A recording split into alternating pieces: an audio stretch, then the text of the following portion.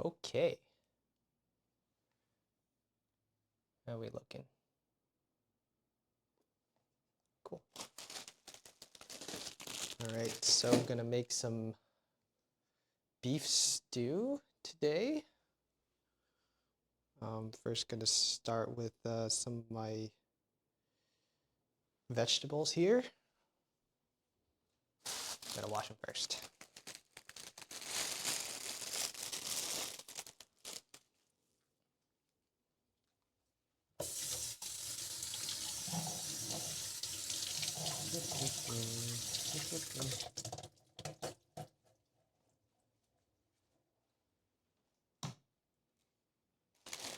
Some carrots out.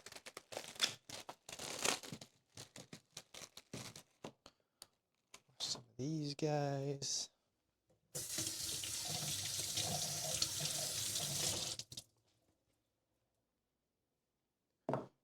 Okay. Onions out.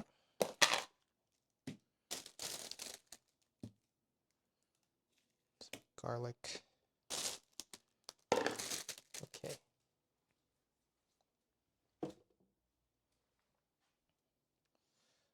First thing I'm gonna do is I'm gonna cut my vegetables into bite-sized pieces so I can eat it correctly. Well, I mean, that's the main thing you want to do for for making recipes. Cutting things down to bite-sized pieces is very important. Otherwise, no one's gonna be able to eat your food correctly. Just gonna remove the stems of these celeries real fast. Okay. What I also like to do sometimes is just have a little bowl for vegetable scraps that I throw into my compost. Oh, this is kind of dirty here. Some more wash. I think also with celery, a lot of people like to cut off the leaves at the top because they're a little bit bitter. I think this time I probably will. Most of the time I do keep them on if I'm, stir frying some vegetables. So I think I'm going to keep these today, but I'm not going to use them in this beef stew recipe, which is what we're making today.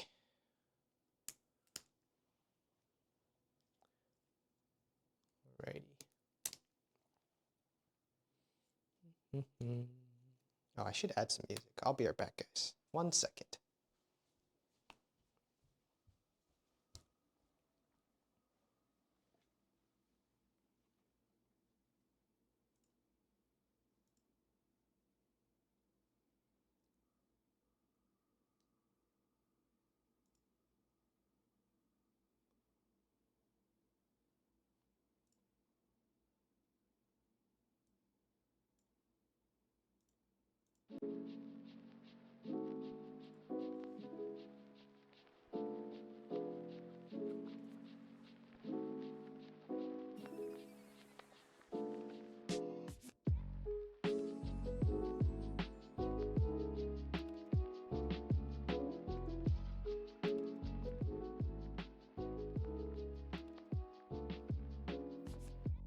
I'm cooking. Hold on, I gotta add some music first. Hold on.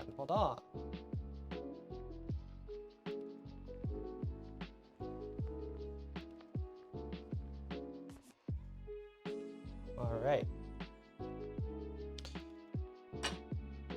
Let's put these celery stems to a little bowl here. I can keep those for later. Don't really want these because they're a little bit bitter.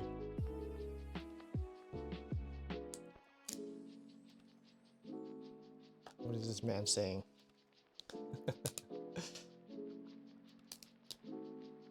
Okay, just removing the celery stems here.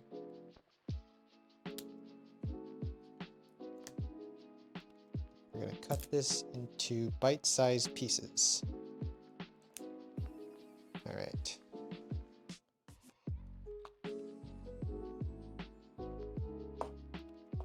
Okay.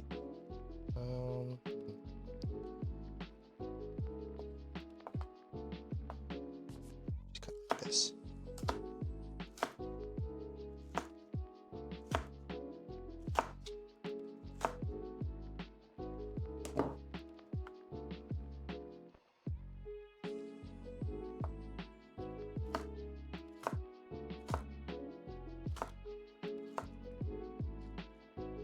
A lot of celery, huh?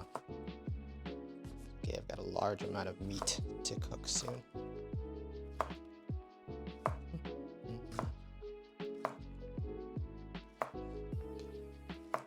think the most important thing when you're prepping your vegetables is to have a sharp knife.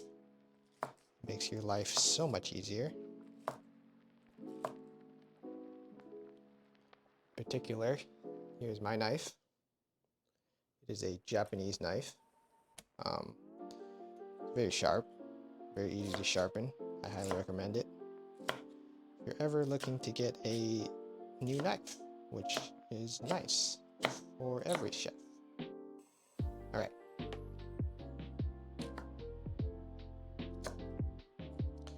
Just remove the ends here. Don't need those. All right, we have our veg. Now we need a bowl to put it into.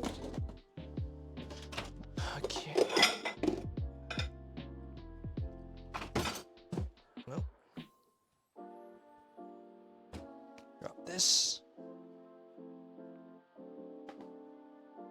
You know what? 1 second. I'll be right back.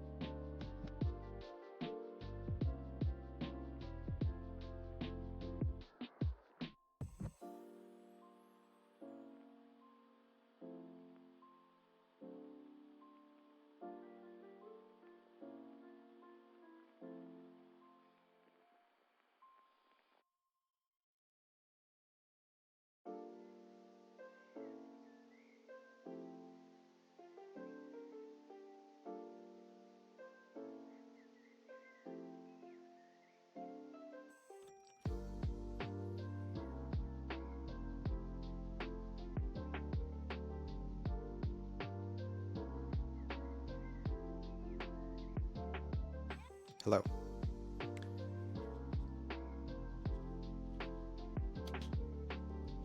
One second, gotta put my mic back on.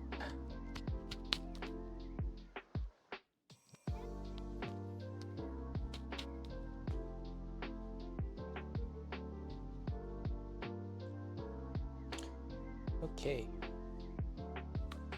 Back to the mise en place.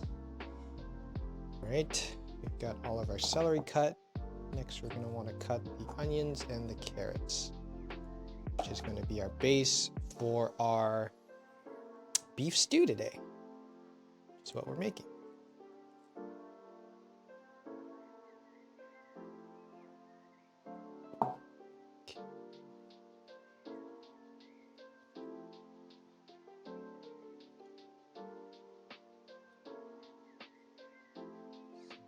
Later. All right. Now let's cut up some onions. I've got a little bit, half of an onion here. Not sure how I'm supposed to cut this correctly, but I guess let's just start.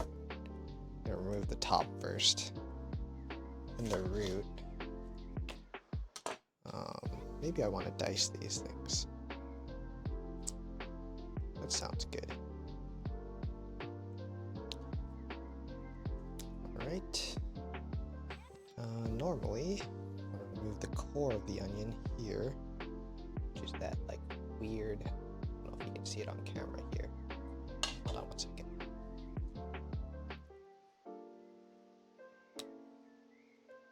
Okay. Now I see. Okay. Let's see. I think probably cut this in half, and now we have a nice little block here. I think what you want to do is you want to start cutting at this end, and then we want to remove the root here at the bottom later. So the way to dice onions, I think I'm going to do them real small this time, is you cut some small slices into here like so. You want to make sure you have a sharp knife for this as well. Let's go vertical and horizontal. Okay, and then now we just go, there we go, diced onions. Okay, oops.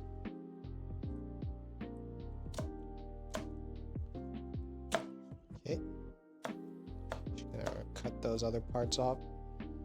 Move that. Cut some more of the base. We don't want to waste anything here. And then we have the root here, which we don't like. Okay, onions done. That side. Let's do the other side. Once again, vertical slices. I'm going to do about 4 here. Then we want horizontal slices. Okay. I already said what? I don't know what I'm saying. I'm just yapping. Okay.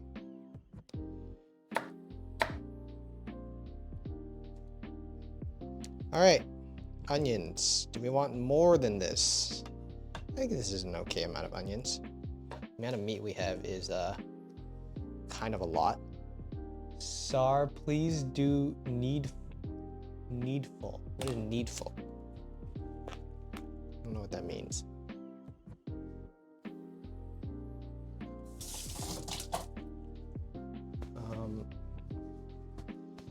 Okay, let's get a bowl for the onions.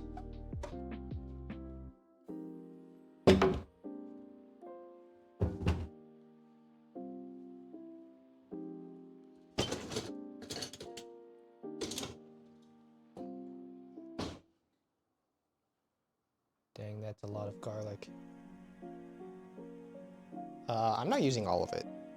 I think I'm just gonna use maybe 3 or 4 cloves, because I'm very lazy. Right now all I'm doing is mise en place, which is getting everything ready for when you start cooking.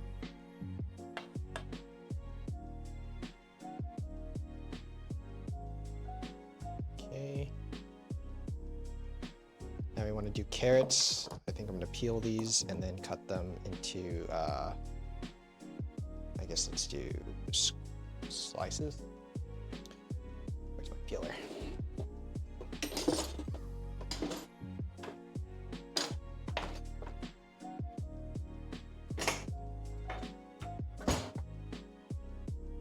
Okay.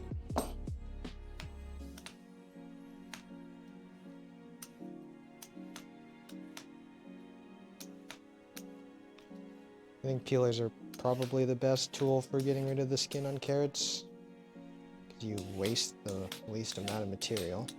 If I did this with my knife, I'd probably just lose half the carrot. Just a waste.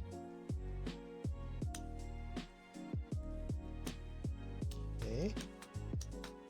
There's a windstorm going on outside. What's going on?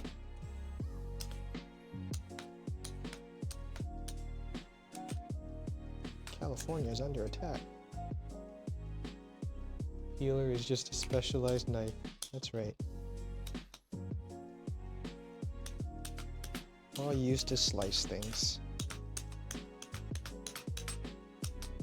If I had chickens, I could give these scraps to the chickens.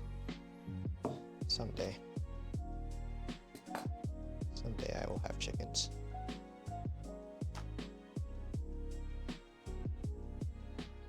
Okay. 3 carrots? Let's cut 2 carrots and see what's going on. Could do yearling pigs too. Yeah, I don't think I have enough room to in a backyard for that. Okay, we just remove the stems from the carrots. Great grandma did that. Food scraps and daily. Oh, nice.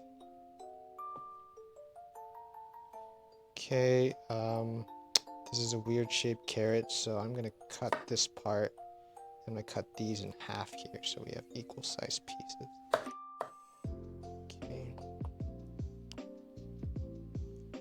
This one, I kind of want to cut these to slices.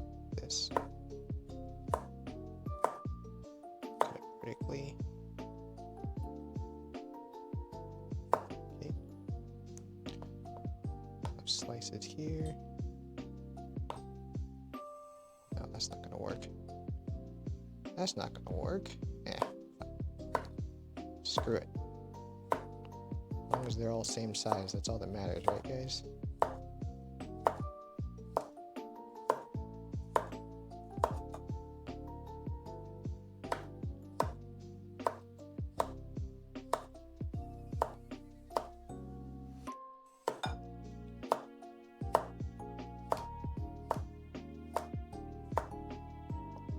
Doing it live.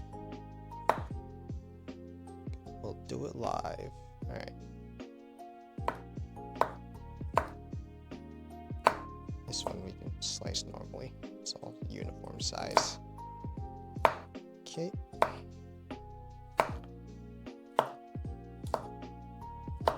Is the music too loud, by the way? I have no idea, because I can't hear it because I don't have headphones in.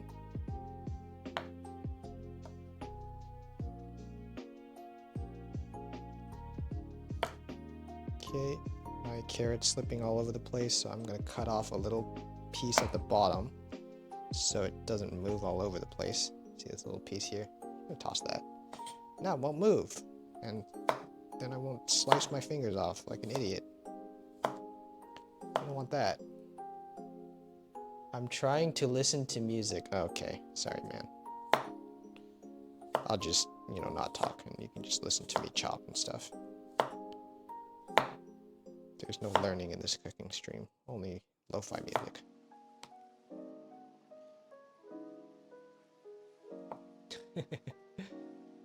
Whole new.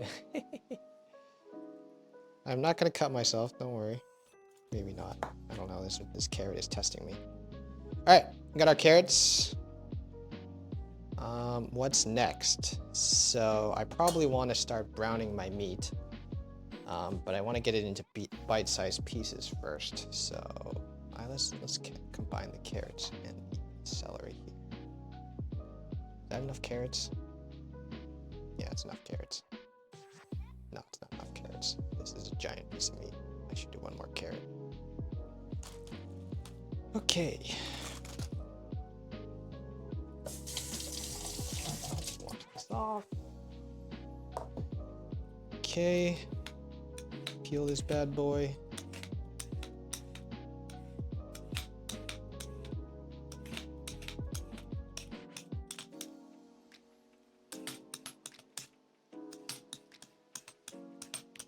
Okay.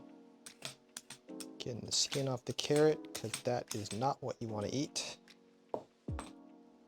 Okay.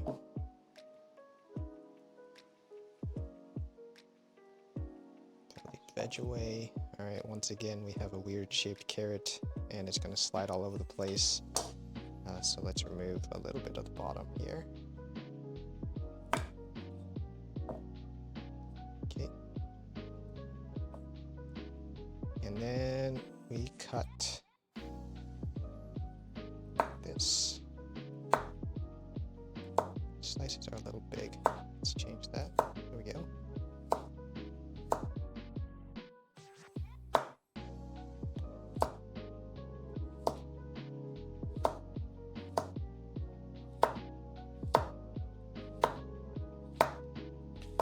There's some odd shaped carrots, not gonna lie. Alright.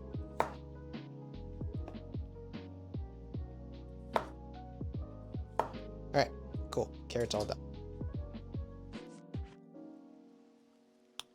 Onions, don't need more onions. Next thing we want to do is meat. I'm gonna rinse off my chopping board real fast. Oh wait, no, garlic first. Oh, some garlic went flying.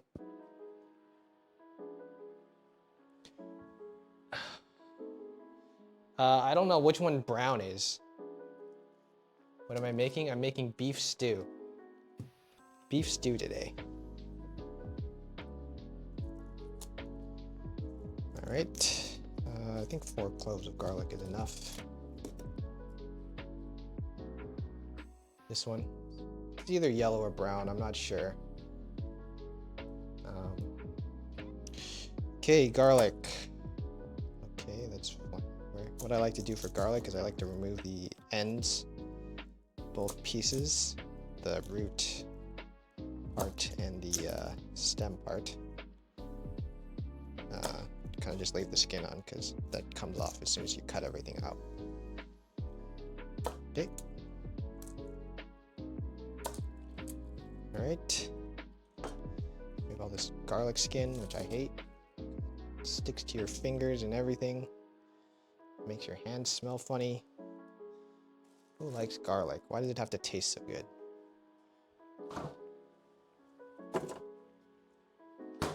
All right. Remove the skin of these guys. This guy has too much skin. Okay.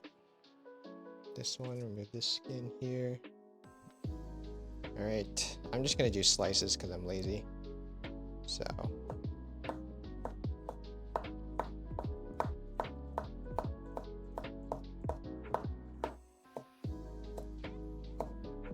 Okay.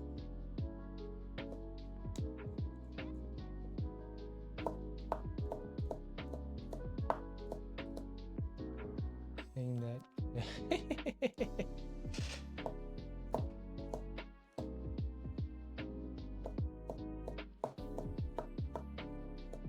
Okay.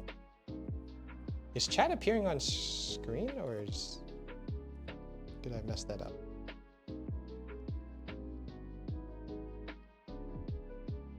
Yeah, it is. Okay.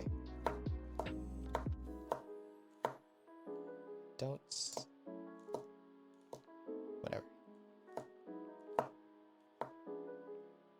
I'm staring at chat instead of cutting my garlic. That's healthy. It's good for me. Maybe I'll cut my fingers off, which I won't because that's against TOS. All right. Next thing, I need to brown some of my beef. I think I'm gonna do it in a cast iron skillet. If I can find it.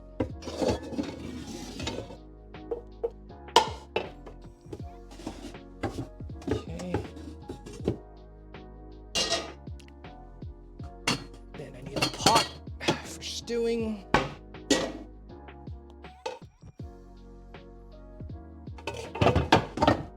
Okay. All right, garlic, you can go in a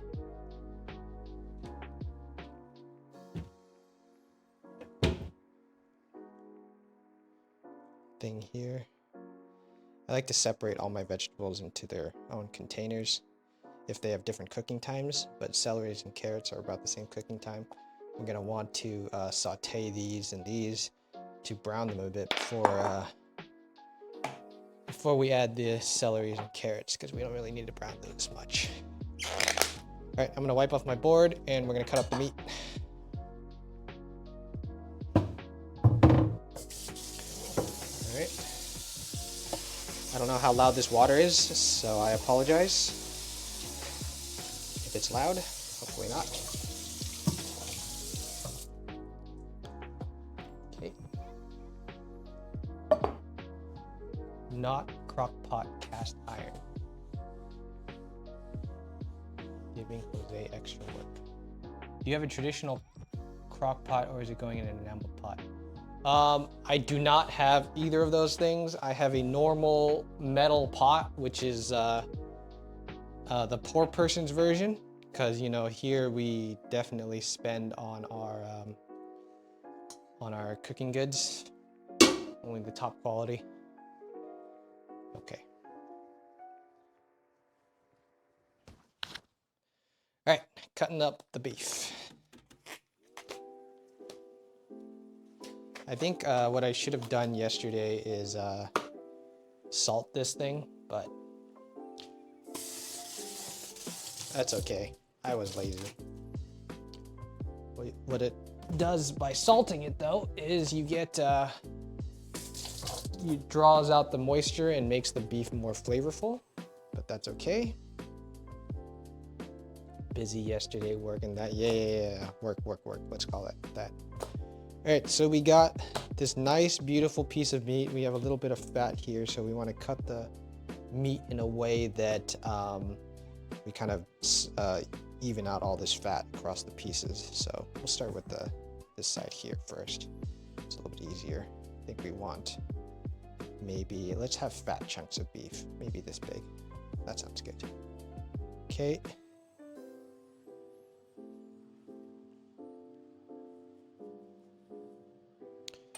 Okay, I'm a clown and I'm getting meat all over my arms. I should roll my sleeves. Okay.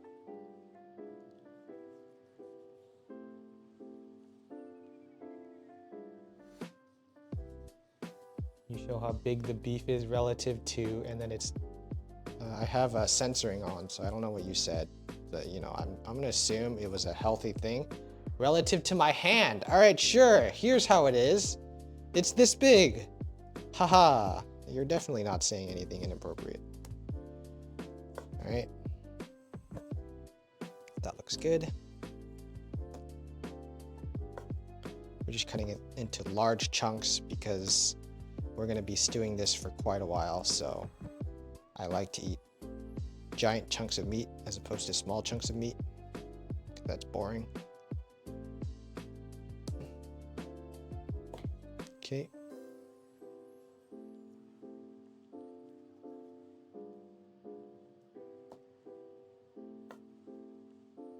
Okay. Alrighty. All right. I think what we want to do now is let's start searing the beef. So let me wash my hands and move the camera angle so we can see.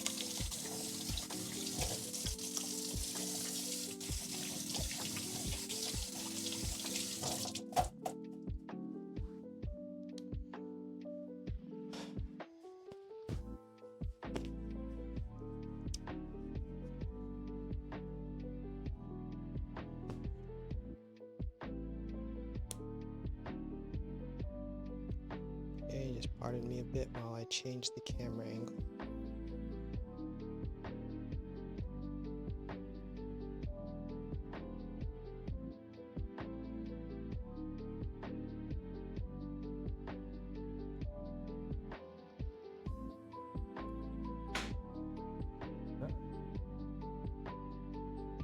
All right. Look good? Hopefully. All right. First things first, using this cast iron pan, I'm gonna make sure it's hot first, so just turn on the fire. Medium. All right, turning on that fan. Hopefully it's not too annoying, but I don't want to die of gas intake.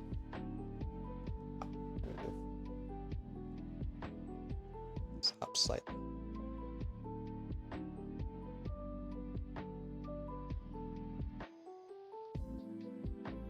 Oh, would you look at that? It zooms out for me. How nice. Okay.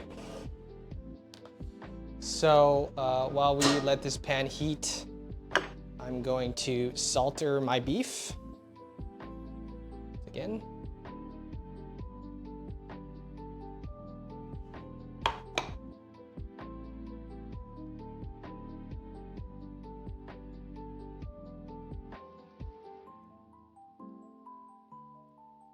Figured they would be banning or trying to. Surprised you have a gas stove. Yeah, well, I mean, a lot of people still have gas stoves in California. It's not exactly new. It's too expensive to get electric stoves for most people, because I think the new thing is induction, but anyways. Alright, back to cooking.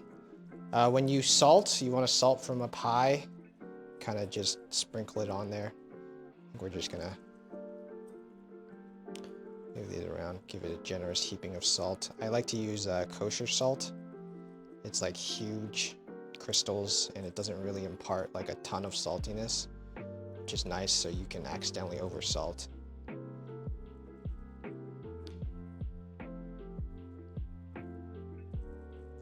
Okay. And we're gonna add some pepper to this as well. But I'm gonna wash off my knife.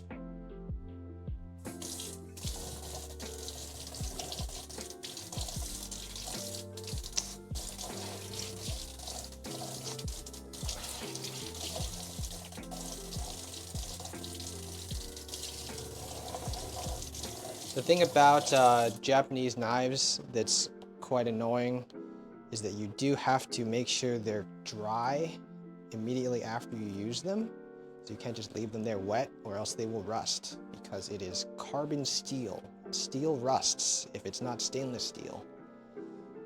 I don't want to waste all the money that I've spent on this knife for it to rust. Okay. We'll probably add some pepper to this. Is that proper strategy? Why do you salt from up high? I saw someone do on TikTok. You know how it is, I'm sure. All right, how's our pan looking? Move this over a bit.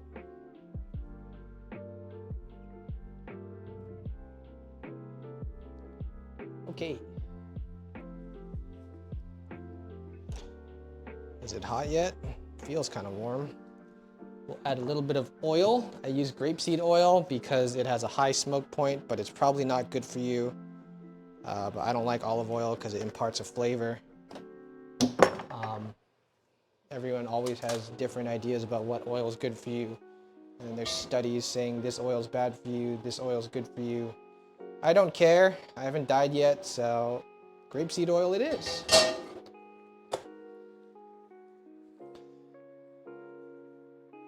Great.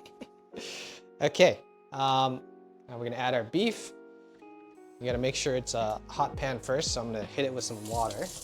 And if it sizzles, there we go. I'm not sure if the mic hit that, but we're gonna throw our beef in.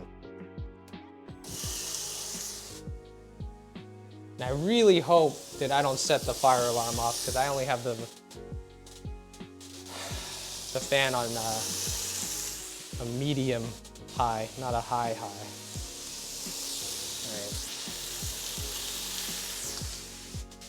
You know what? I have to turn it up higher. I'm sorry, guys.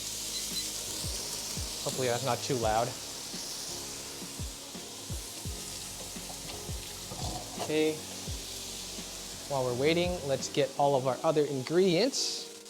So I've got some red wine, which I'm gonna add. This is a 2017 Italian wine. I'm not exactly sure what kind of brand it is, but it's like $40 of wine that my dad gave to me. All right, beef is still browning. Let's get our other ingredients. I like to add ketchup and Worcestershire sauce. Whoop. This is the poor man's version of beef stew. Okay. Let's So when we're browning the beef here, we want to, okay, it's sticking to the pan right now, so I'm gonna wait till the beef unsticks from the pan, and then we can flip it around. So I'm gonna turn down the heat to medium. Okay.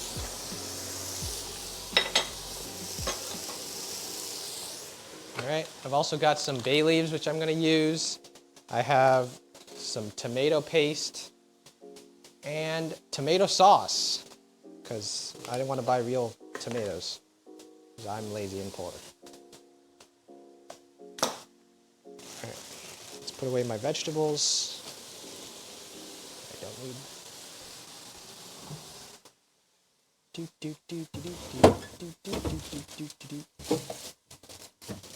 Okay. The house smells like beef.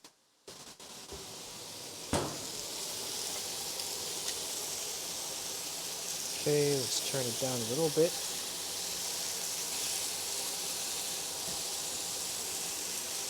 Okay. There's some nice browning. Very nice browning on our beef. Ooh.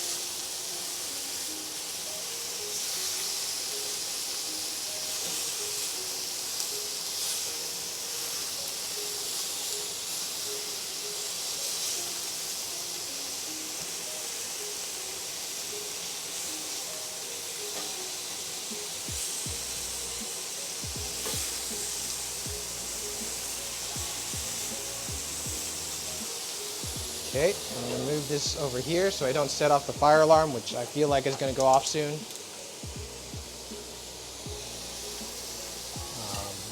Okay, in the meantime, let me show you what the beef looks like.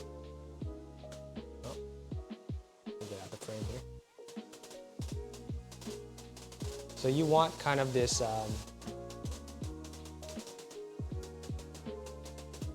this nice little browning here. That's kind of the level you want to brown all the meat at.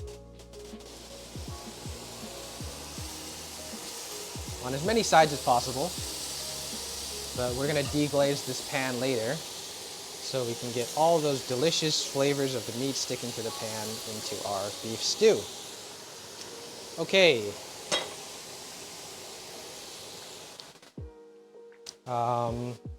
What do we do now? Let's move these vegetables away.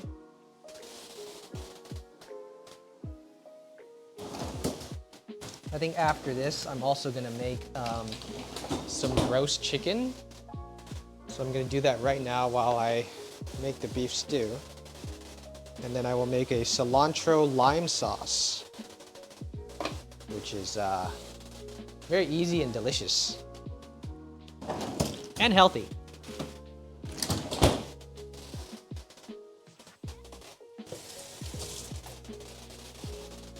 Okay. Let's start opening our cans here. We've got these. We need a can opener. All right, tomato sauce. Open this bad boy. Good helping of oil. Ketchup with red wine. Yep, that's right. We're a little bit sacrilegious in this household. I really like ketchup for cooking beef stews. It's got so many different, oh God, I'm messing up this can.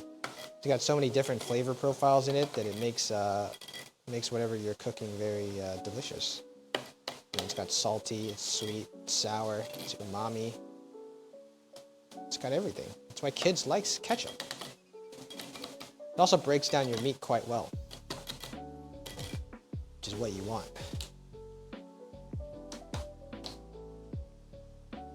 Mommy in the ketchup? I don't know what that means. I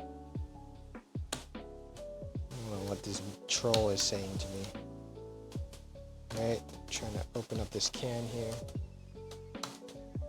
Alright. Check on our beef. Make sure we didn't burn it. Okay.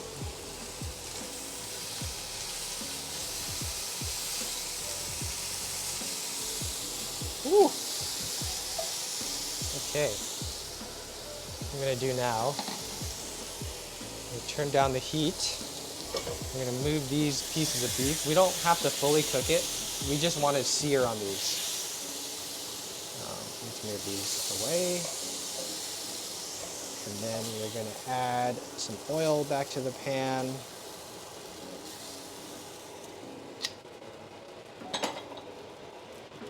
So we don't burn.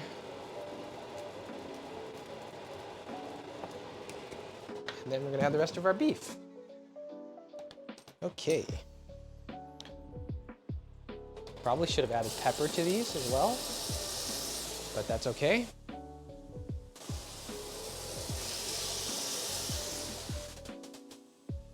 We'll add that later. Pepper actually burns at a lower temperature than, well, I mean, salt doesn't burn because it's a mineral, so that's nice. But pepper burns, so you should usually add it when it's already in stew form. So it was actually a good idea to not add pepper. All right, we're gonna let that sear. We're gonna open up our wine as well. And then we will drink some. I know that's what I did when I used vegetables I canned. We threw the brine into the stew. Yeah, I could use vinegar. I just feel like vinegar is a little bit too harsh of a taste. So it's a little too strong. I mean, wine is better because it also adds that nice grapey mellow flavor. As long as you're not using like a super cheap wine, which is basically just vinegar.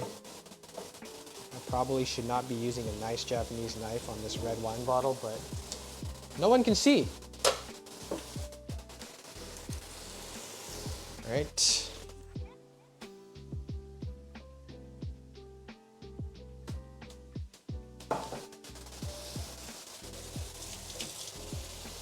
All right, let's flip our beef.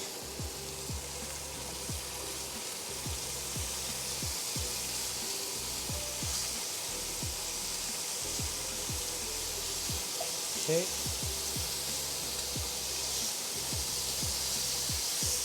Beef is looking good. Also, we want wine to deglaze our pan at the end of cooking all this beef. If you use vinegar, it would be a little bit too much. Although I think Filipino cuisine does use a lot of vinegar. So my $20 pepper lunch plate is just burnt pepper. A little bit. All right, going into the wine now.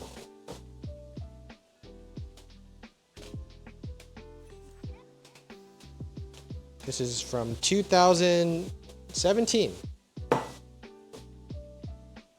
Okay. This is difficult. I'm messing this cork up. That's okay.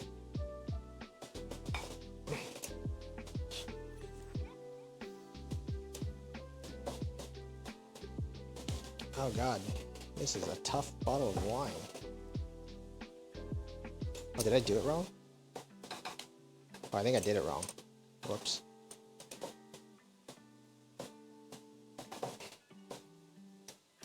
Okay. My wings weren't flying up for some reason. Hey, what's wrong with this wine opener? Really not working. My wine opener is broken. What the heck? All right. This calls for, I'm gonna turn down this heat so I can open up this bottle of wine. This calls for the very unorthodox method of slamming the cork into the bottle. I'll be right back.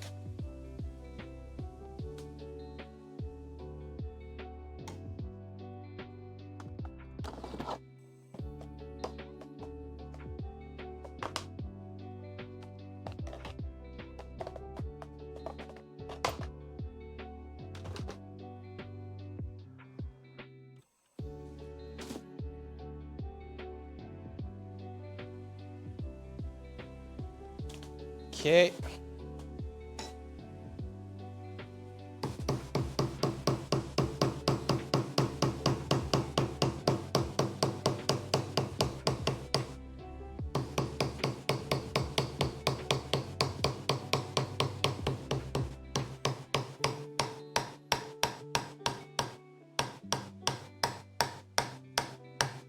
I will show you a trick on how to get this cork out later as well.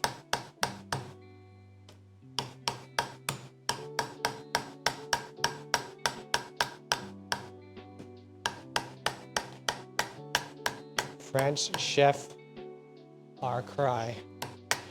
That's why this is an Italian wine. Okay.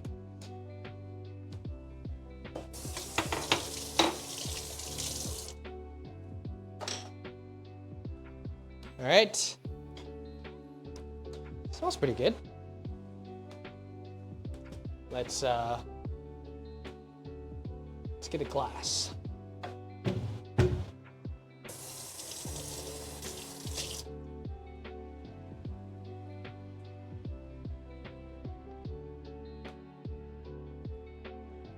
Okay.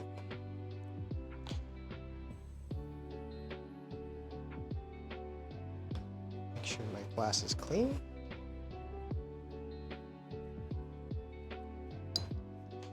Okay. All right. This has a bunch of sediment in it because of the cork. So actually what I need to do is I have a cheesecloth here. And I'm going to pour it through this cheesecloth into a bowl so that we can drink it. I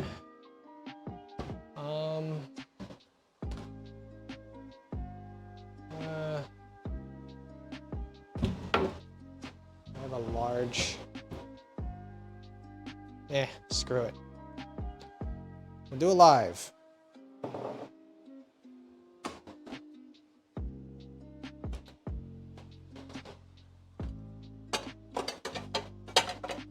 Into a bowl. Good thing this is not an expensive wine, or else I would be screwed. Okay. Move this down a little bit to show you what I'm doing. The sacrilegious pouring wine into a bowl. That's okay, we're gonna use it anyways.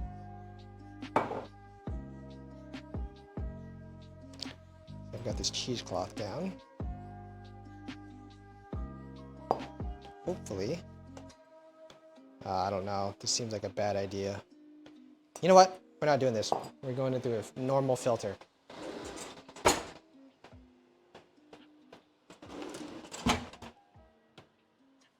There it is.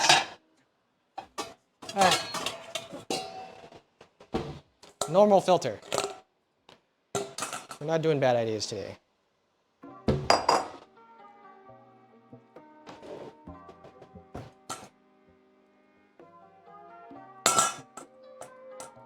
Is the heat still on for the meat? No, it's not. I turned it off. All right. The cork is still kind of stuck in there. Okay. There we go. Okay, there wasn't actually that much cork in the wine anyways. Okay. There we go. And actually you do want to aerate your red wine for a couple of minutes at least before you drink it in general, because it's been in that bottle for so long, so it needs to react with some of the oxygen in the air. And then it'll make it taste a little bit more mellow. Might have to strain again. I did that. NYE strainer did not catch most of it. You know what? That's okay. A little bit of cork never killed anybody.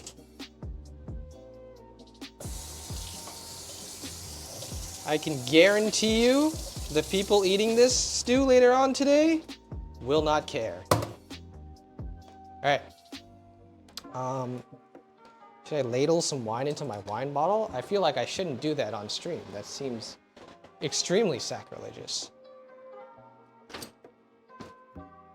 I'm gonna go ahead and do that off the camera, so no one can see me commit sins.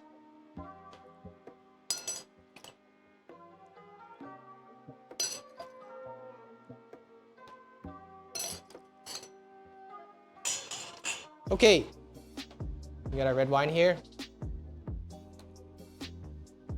Let's smell it. Smells a little bit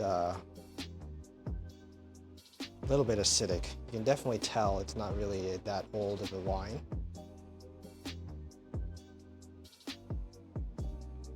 Oh, but it is quite good.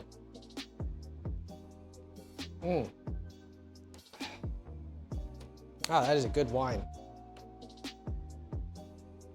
All right, I gotta stop. All right, back to the beef.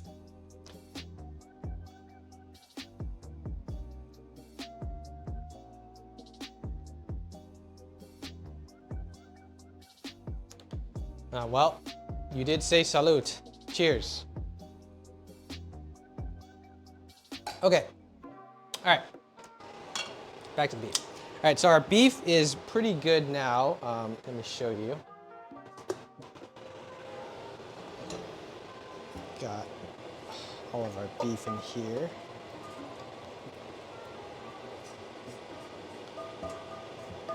Put that in there. So now we got this extra gunk on the pan, and we want to remove that. Want to remove that from the pan and get it into our stew, because that's where all the flavor's at.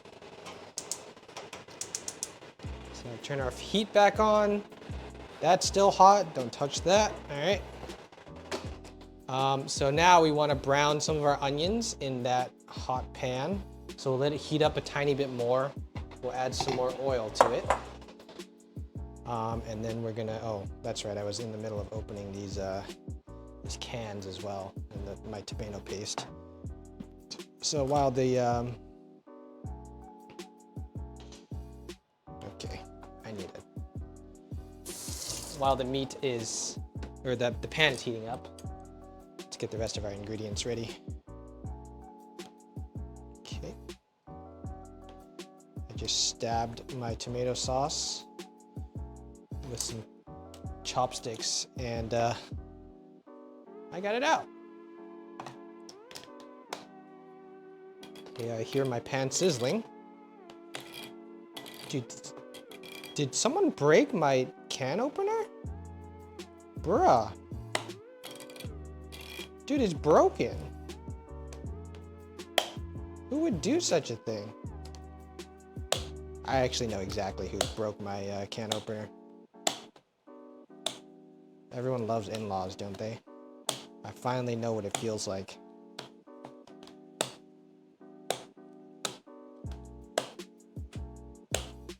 All right, I hear my pan crackling behind me, so I'm gonna go ahead and add in the onions.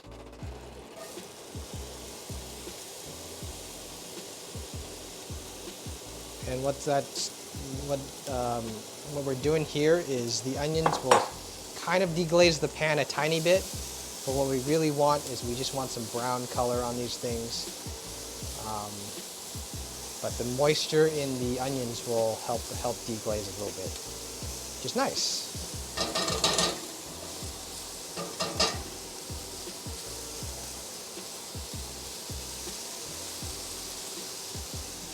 I'll show you guys real fast.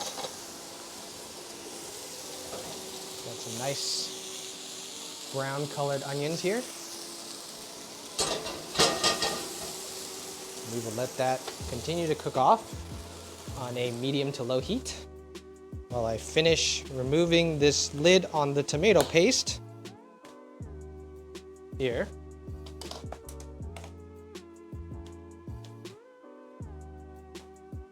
All right. One thing I also learned recently is that you should brown your tomato paste before you use it. I never knew about that. It will help to release the sugars in the tomato. What kind of wooden spoon do you use, if any? I do use a wooden spatula. This thing. It's Susie's wooden spatula, so it's the one I got. This one I'm working with. I basically just use whatever's on hand. I should be buying real kitchen tools, but you know, that's for rich people, and I'm not rich. All right, also another trick with tomato paste is a lot of people will add in some sugar. That kind of cuts the acidity as well. So I think I will add some sugar. But that's later. All right, so back to my onions.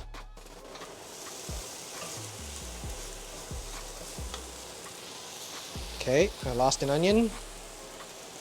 Don't know where it went. That's okay. All right, let's add some of our garlic now. Where did it go? We lost it. Oh, garlic. Add to the pan.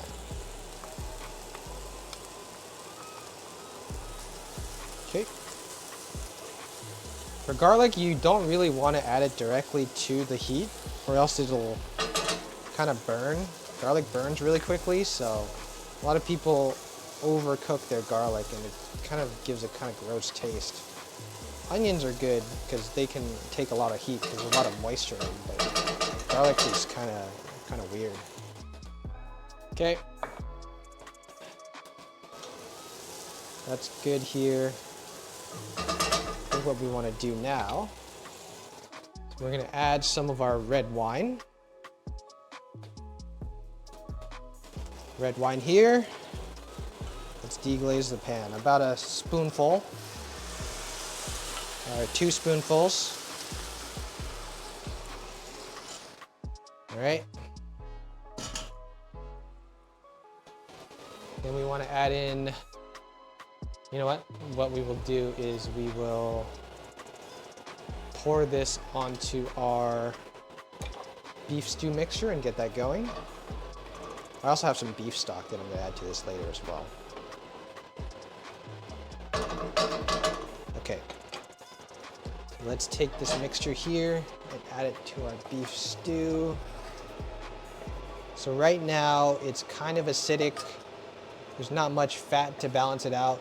Fat will balance out acid and sugar will balance out sweetness. So we want a balanced meal at the end of the day. So we will have all four of those food groups in our beef stew at the end of the day, but not too much sugar.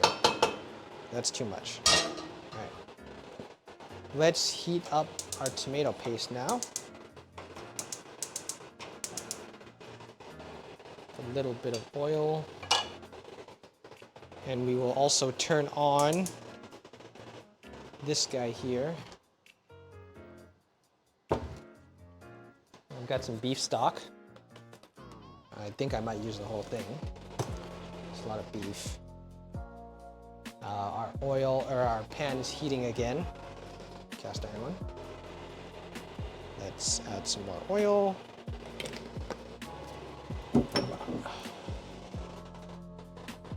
And actually, I'm gonna make some black pepper using a mortar and pestle. But if I could find my black pepper, oh, it's up here. Okay. Right, the beef's going. Let's give that a nice little stir. Let's actually brown the tomato paste and then brown our celery and carrots, which we have here. I'm gonna brown those. There's some mild spoilage to the garlic. I don't know. All right, I'm gonna brown some of my tomato paste. Maybe a spoonful is enough. I don't think we need to use the whole thing.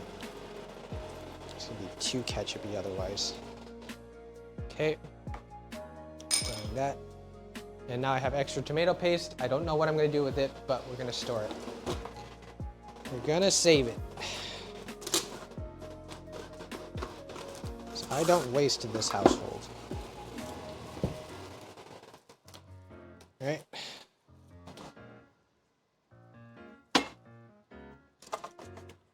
Maybe we'll want some butter for later. or cream. I think we'll want some cream later on for fish stew. Okay, our tomato paste is browning nicely.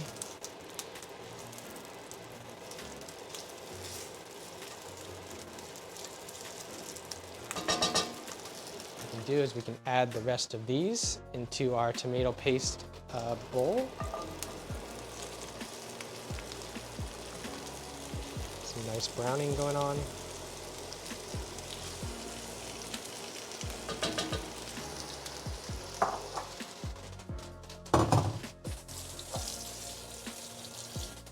And then while we're letting everything cook, we get some dishes done. Multitasking, yay!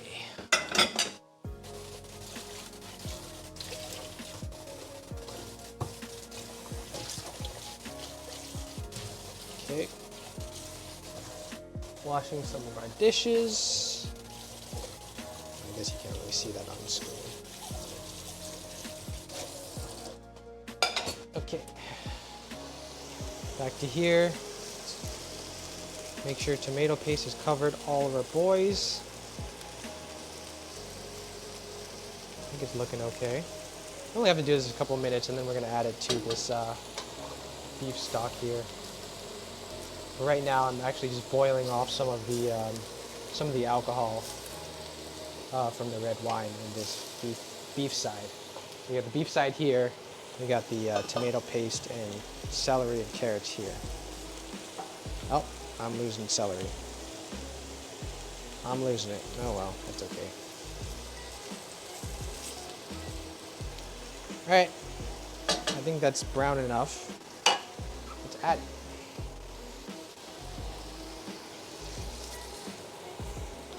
Turn off that fire. Okay.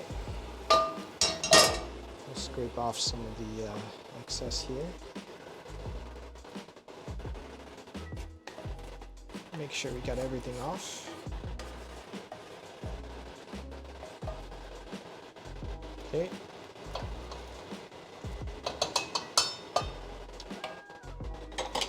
All right, so right now we've got, that's hot. Now we've got our beef stew here.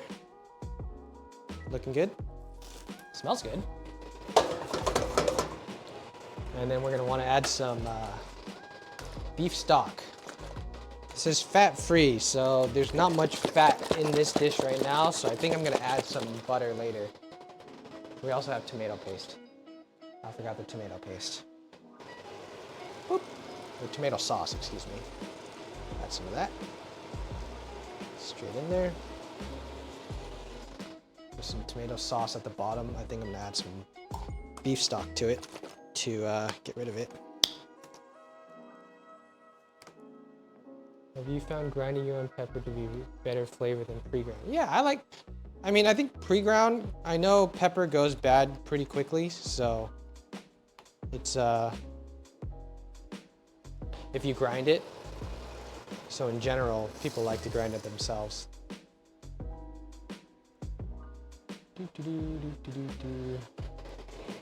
Okay. I think what we want to do is we want to add enough beef stock to cover the beef.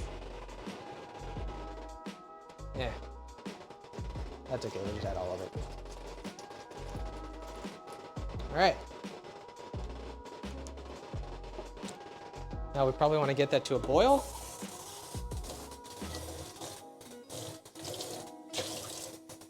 Just gonna rinse off these cans here.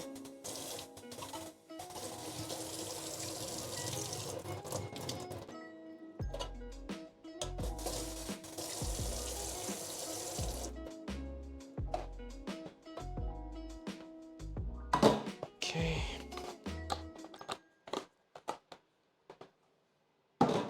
We'll just do some cleanup for now while we let this pot boil.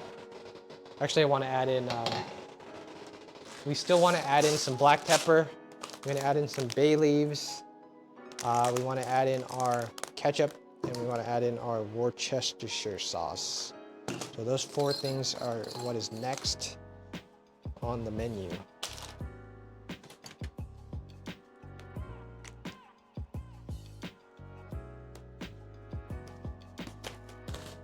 second here. Just trying to properly dispose of the top of a can lid. It's very sharp.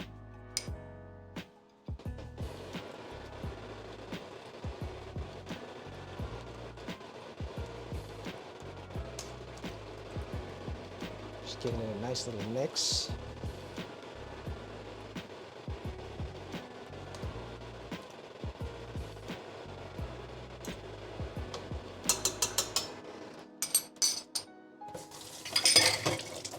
Okay, now we're gonna want to clean up.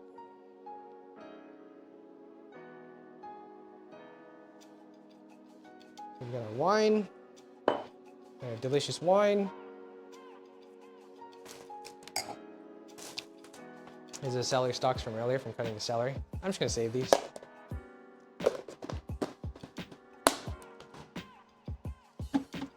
Maybe use them for a different recipe. Then we will cover our pot of beef so that it cooks faster. And let's do some dishes.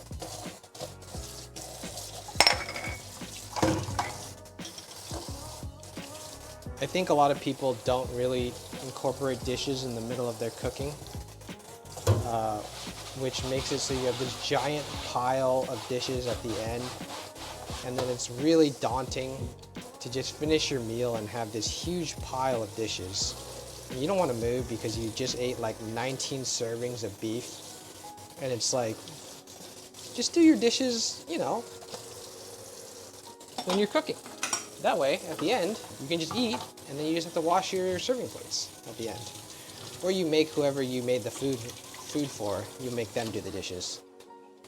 But in my case, my fiance hates dishes, so I must do the dishes. And I should also use the dishwasher, but I find for smaller amounts of items, it doesn't really make it worth it. And I often like to wash things and reuse it when I'm cooking. So, I don't know.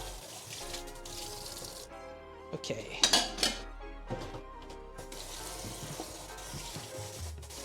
How's our beef stew looking? Hopefully it's still good. Next, after this, I'm gonna make roast chicken with cilantro lime sauce. So, I'm gonna have to have everything washed and ready for that anyways. This crappy can opener died on me. Crappy wine opener also died on me. Everything in this household is broken. It's crazy. Look at this. It's the little wings are supposed to open. But look at that. They don't open. That's crazy. What is this? It's not a wine opener. I've been lied to.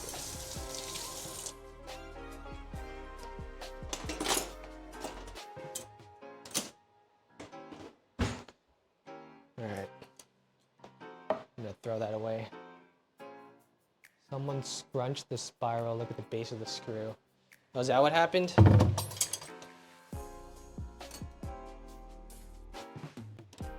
Yeah.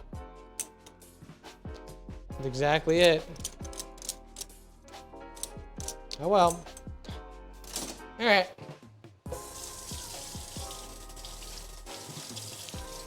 Anyways, how's our beef doing?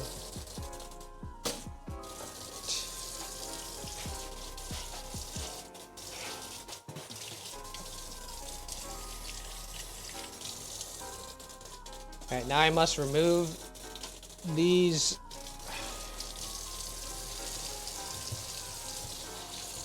hammer and screwdriver from the premises. I'll be right back.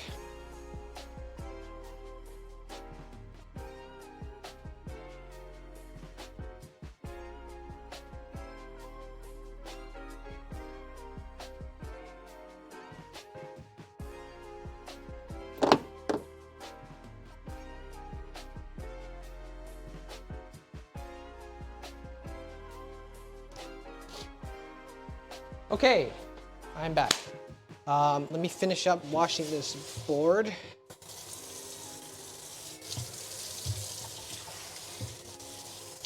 And then we will ground up some black pepper for our stew. I need to add some butter to it later. It's definitely way too acidic right now. Whoopsies. I need to wipe down my counter first. I do have a superwoman as an in-law. It's crazy.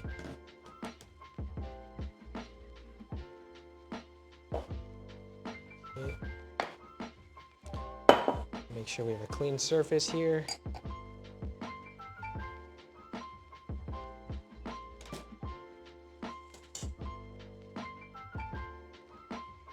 Oh, we got some trash on the floor.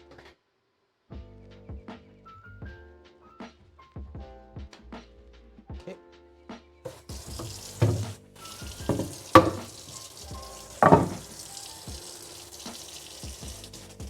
Hands. And let's check on the beef stew.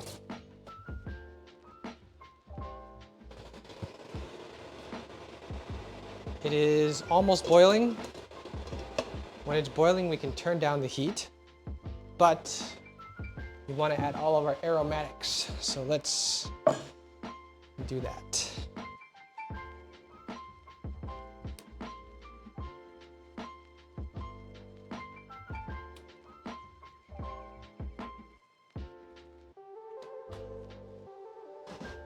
Okay, let's find my mortar and pestle.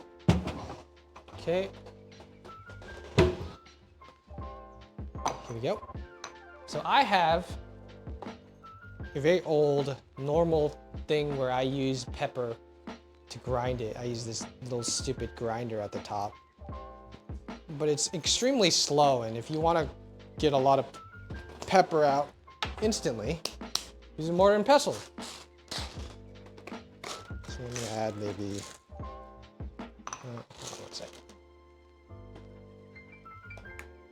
Let's see if I can show that to you guys. That looks like a normal amount of pepper. Yeah.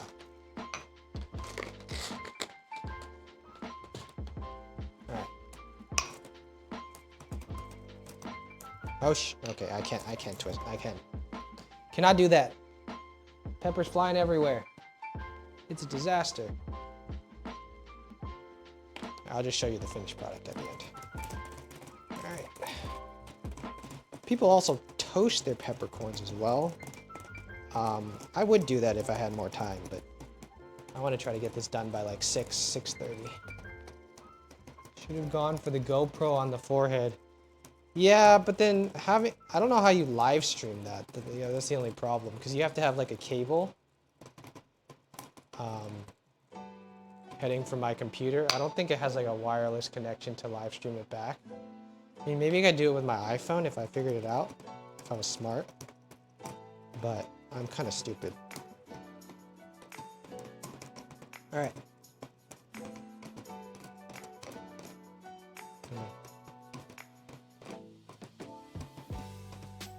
I lost a soldier. The soldier has been lost.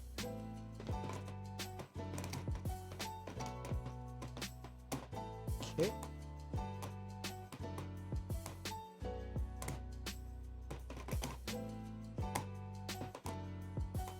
All right, let's check out my stew. It looks like it's boiling now, so we're gonna lower it down to low heat. And then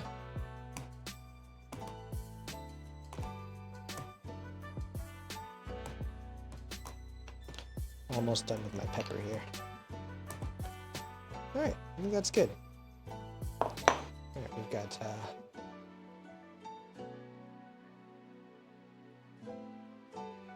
pepper. Thought about maybe getting one torn between stone basin pestle and stone basin wooden pestle. Maybe use some other brand of camera. I think they just have 2 cameras. I've only got 1 camera, so maybe someday, if more people watch this, I'll have 2 cameras. But for now, I'm just doing this for funsies. I think I like stone and stone. That's what I've been using. I've never actually used a wooden pestle. Maybe I think if you use wooden pestle, it would impart more of the flavors of the spices. What are the volcanic stone ones? I feel like those are more for like Mexican cuisine, right? Because those are. Alright. Oh, whoopsies. Go ahead and move this up. Alright. Nope. Don't twist on me. Alright, whatever. Alright. We're gonna add some of our pepper now. Right in there. Gonna add our bay leaves.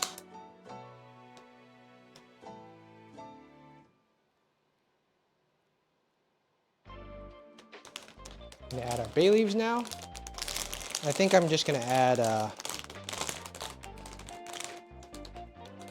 like 2. Oh, we'll add 3. 3 bay leaves. We're gonna add some ketchup. Maybe about a tablespoon, 2 tablespoons for now. I have no idea if that was 2 tablespoons or not. And then I'm just gonna add some of this Worcestershire sauce. Maybe like 3 or 4 sprinkles. Okay. All right, and now give this a little mix, and we're gonna taste test it.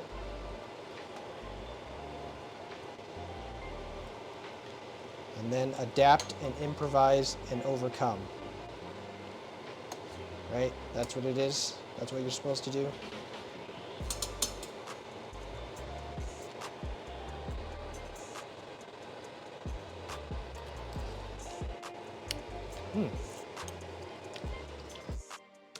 You know what? That's pretty good.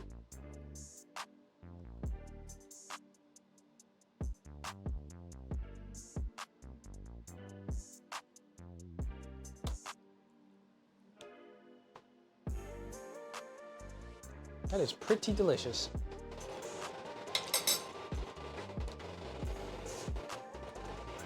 Now, let me just show you guys real fast. The beef stew. We got this. I don't know if you guys can see it. Hopefully you can. I don't want to spill anything.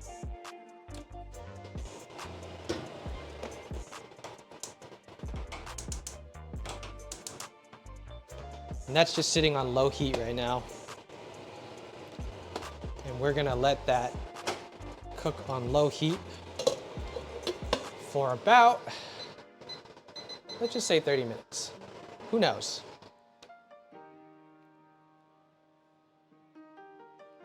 I bet he's lying about taste thoughts. Hey, that's rude. It actually is quite good. It actually is quite good. I didn't think it would be that good already.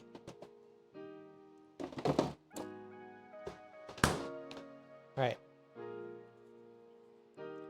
So let's just put away our stuff, and we're gonna start on our chicken with cilantro lime sauce next. All right.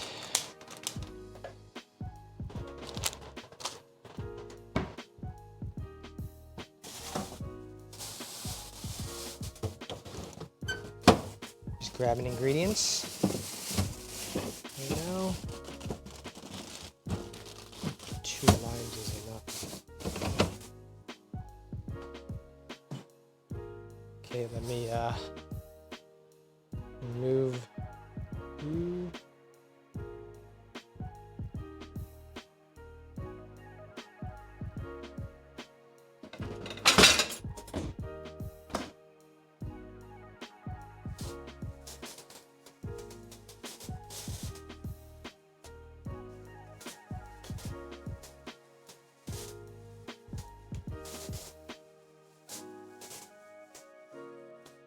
I think 1 pack for now. I don't think we need 2. Well, yeah, we don't need 2 for now. Wine break.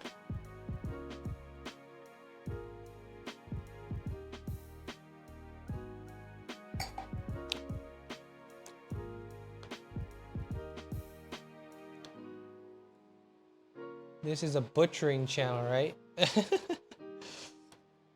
I unfortunately only bought chicken that is already in pieces. Just like my life, in pieces. Here we go. This is the chicken. It's just some random chicken drumsticks, which we will move for later. I'm gonna choke the chicken. No, I'm definitely not doing that. All right. But we are going to be using my new immersion blender today that I bought at Costco for $30. Look at this. It's normally like 60. It's crazy. I've never opened this, so it's time to learn. And learn together.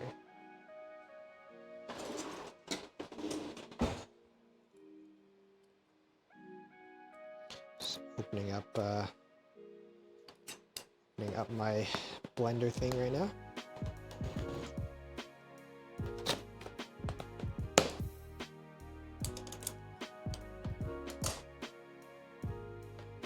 I guess let me show that real fast.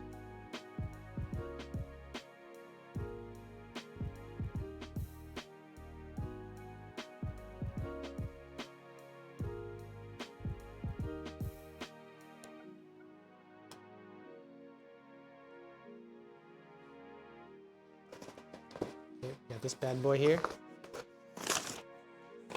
I recently got one too. Hope it works well. Yeah, that's what I wanted to do. I wanted to make tomato soup with it as well.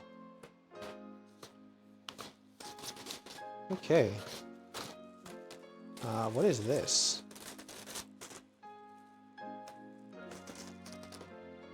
Not sure what this is.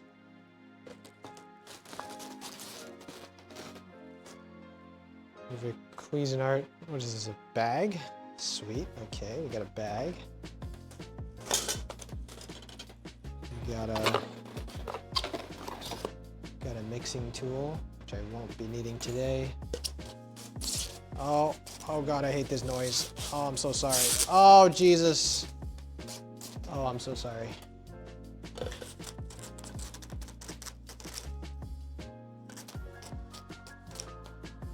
I hate styrofoam. I hate that noise. Oh, God. Okay, got this bad boy. Don't know what you're used for.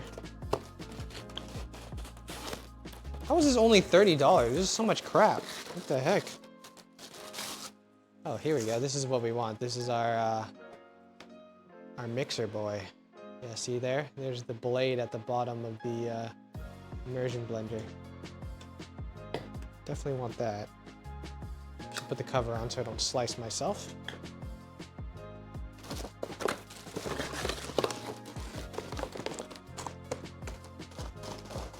Oh, I'm looking over at my stew and it looks to be boiling quite heavily. Give me 1 second.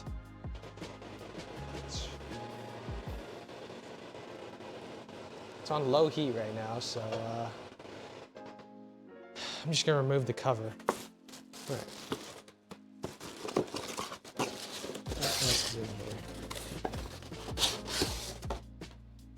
Oh my gosh, there's so much stuff in here. It's like Christmas.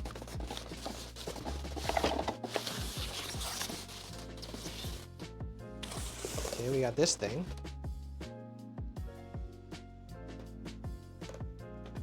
Not entirely sure what that does. I think that's everything.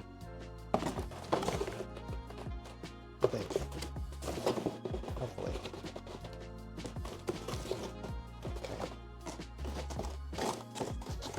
Put this all away.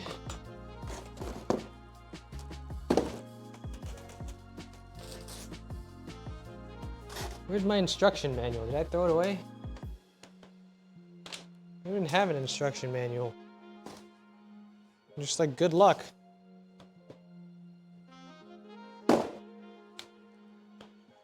Alright, so it looks like this is it, right here. This is the body of the thing. Can you promote my Dota stream on your stream? Yeah, sure. What is your Dota stream? I think the same people watching this stream would watch your Dota stream. So, there you go. Smart stuff. Why aren't you doing your unboxing stream of Warhammer 40K? What am I unboxing?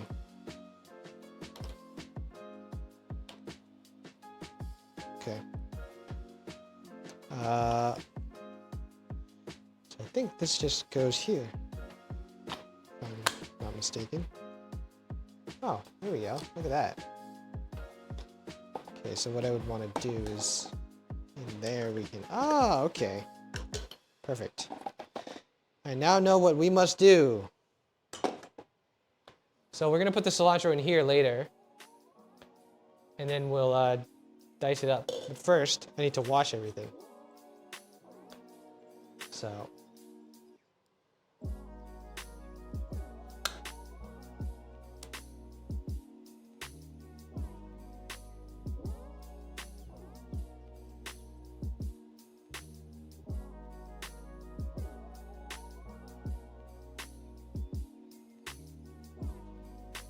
Sorry, I am messing with the camera.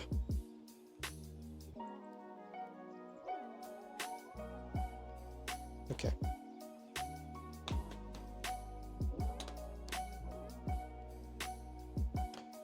Let's move this away. Oh, there is an instruction manual. I lied.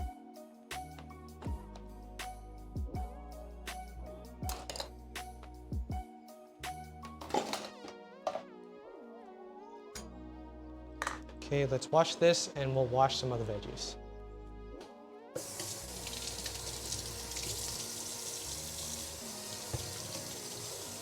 Be very careful to not stab myself on these blades.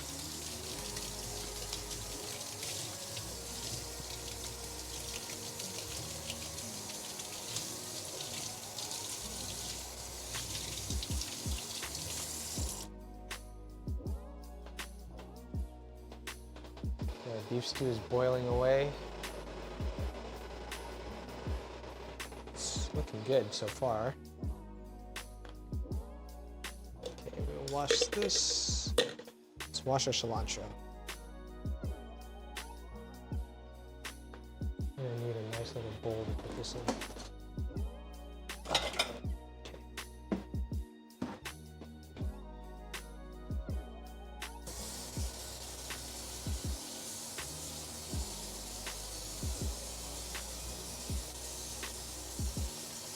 Alrighty. Well, you gotta make sure to wash your vegetables. You don't know if there's bugs on it, or whatever, or gross poop on it.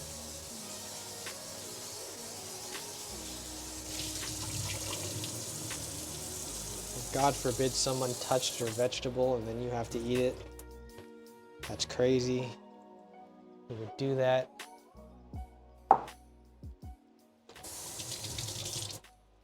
Okay, so normally I like to chop it up into little small pieces so it's easier for my blender, but I'd like to see how this works without, you know.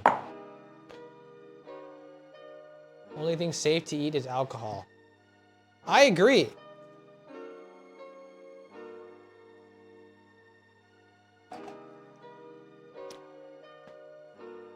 All right.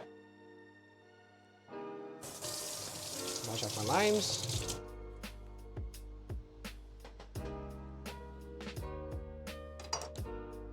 I think I'm only gonna need one lime here, so we'll use the smaller one. A lot of people, to juice the lime, you kind of gotta roll it against the some sort of flat surface to kind of juice it a little bit beforehand. I find it really helps.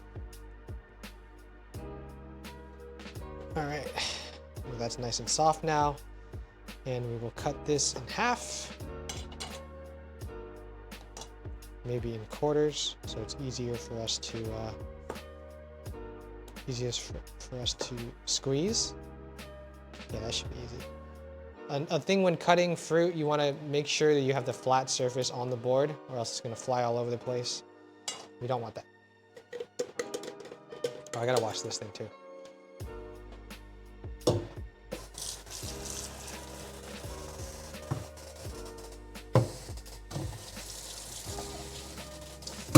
Whoopsies.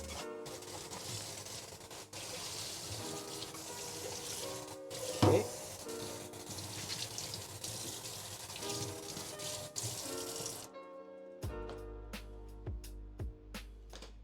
All right. We can go ahead and start.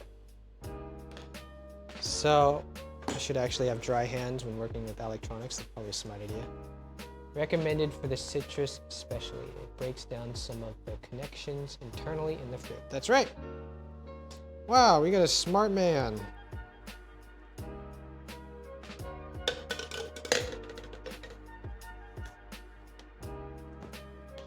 Okay. Using this blender for the very first time. Let's see how it works. I apologize for the noise, everyone. It may be quite loud. Okay, so our recipe for our cilantro lime sauce is going to be cilantro, obviously. We want salt.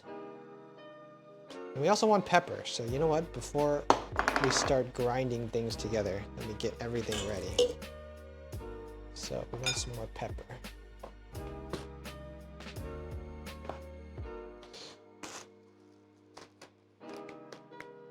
90 on your IQ test. Wow. Wish that was me. I only scored a 65.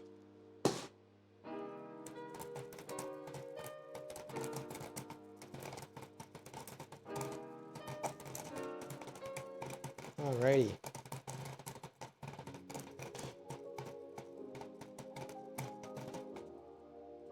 Our beef stew is still going. We got around 15 minutes left on that. I wish I had a egg timer. Those are useful. I think one thing that's very important if you're cooking multiple dishes at once is to have multiple timers going on. And hopefully you have labels for those timers, but I am far too lazy to do stuff like that. So I just play everything by ear. But then when there's 15 dishes going on, and I forget which timer goes for which item, and then that's a real problem.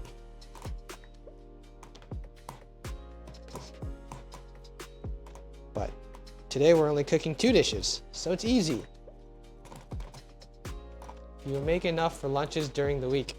So I think today this is only going to be enough for like 1 or 2 dishes. I think I'm just going to make some rice with this chicken and maybe some vegetables for Susie.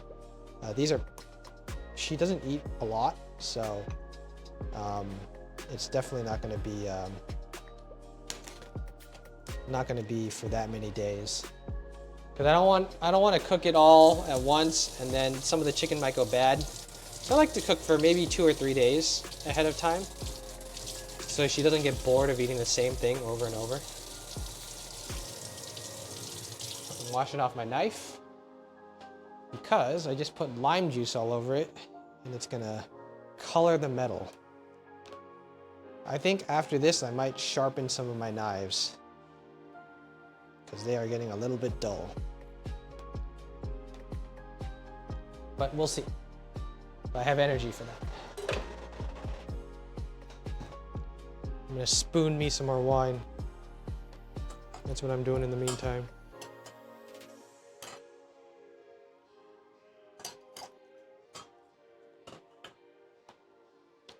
Cheers.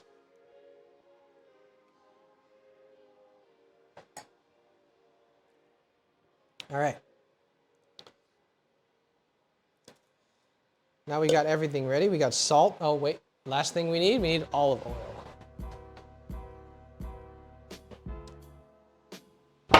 Oh, okay.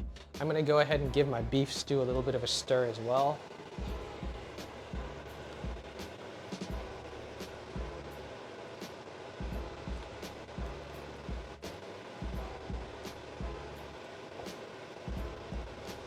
I should really have a second camera up to show kind of what I'm cooking on the stove.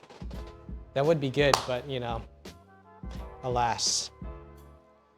We are but a humble Twitch channel. Okay, so I'm just gonna break up some of these, some of this cilantro. Oh, oopsies.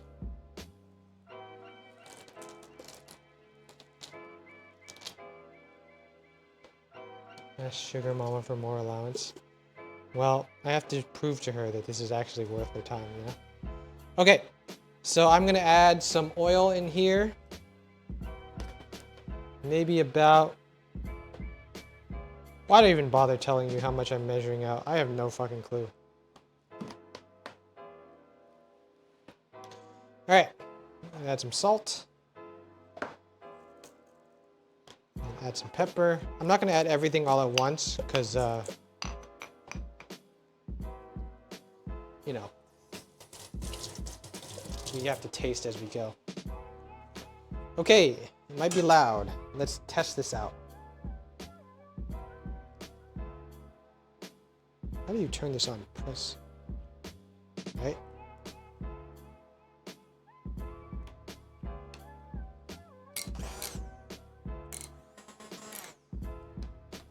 Oh, okay. All right. Here we go.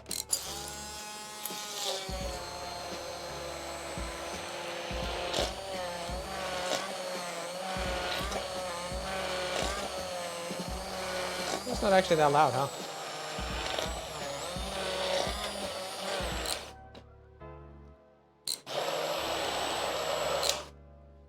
Okay, looking good. Let's add the rest of the cilantro here. Probably should have taken this out first. It's okay. We will make do.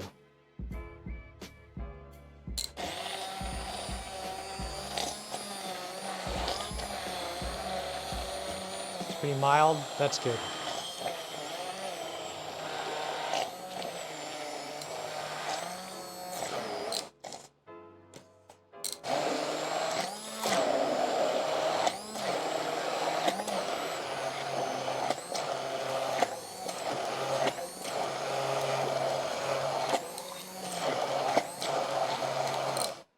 Oh, I mean, this thing works pretty well. I kind of like it.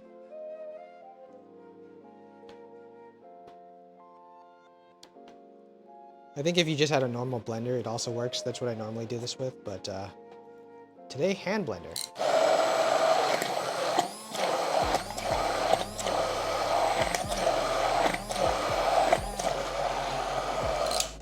Okay, let's add in some of our lime juice.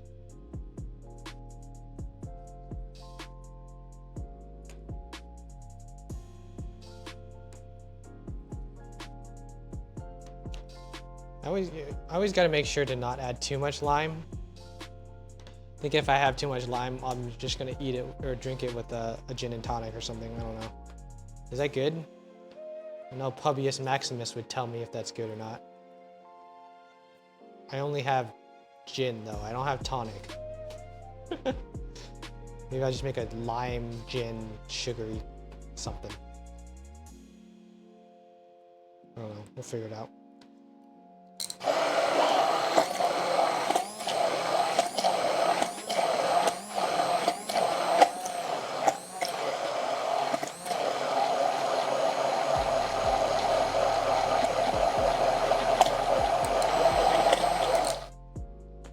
Okay.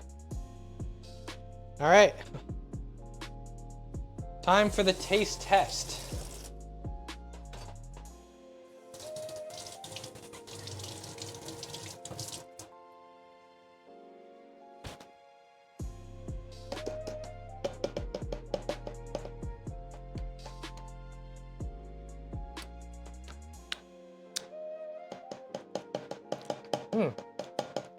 Okay.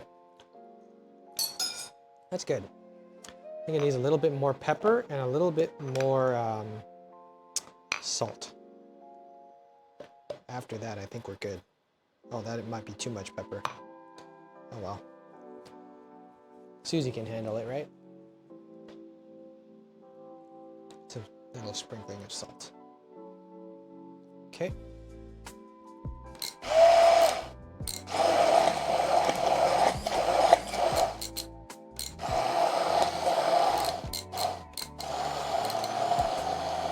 Oh.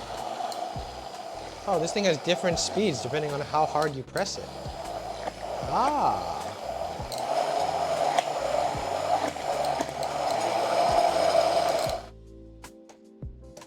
That's kind of cool.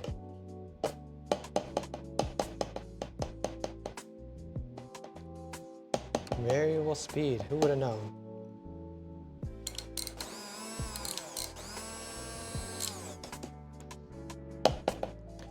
Yeah, this is much easier than an actual blender in cleanup, I think. I think I like this thing a lot. Okay. So we have our sauce ready. So now, I'm just gonna go ahead and put this into a little container and throw it in the fridge.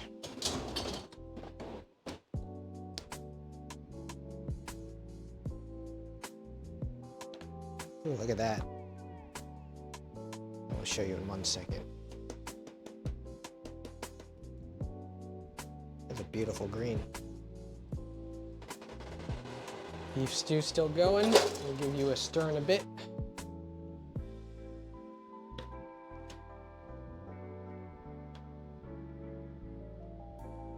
Okay.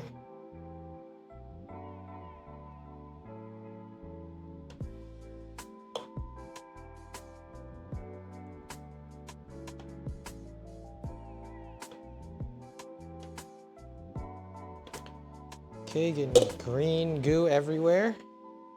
But there we go, there's the finished product. Cilantro lime sauce. This is good for, like, you know, you could use it for beef, you could use it for chicken, you could use it for pork. It's really good, it's really healthy. You know, there's not much in it besides cilantro, lime, and olive oil, so how could it be bad for you, right? Really flavorful. We use it a lot for, you know, meal prep. All right, let me dispose of, we got some extra limes here, so let's wrap those up and put it away. Meanwhile, we're giving our beef stew a little bit of a stir.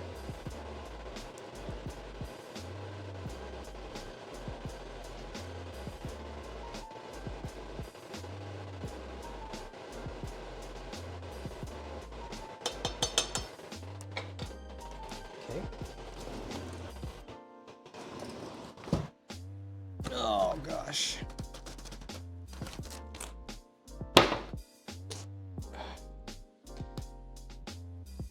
Probably use it as a naan dip as well. Oh yeah, that'd be good. I gotta learn how to make naan though.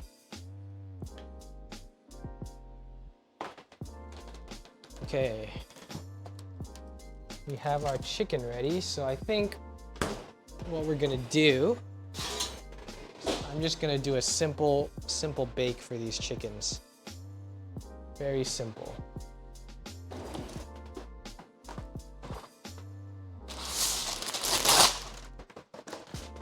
So first things first, I'm gonna set my oven to 400 degrees and preheat that.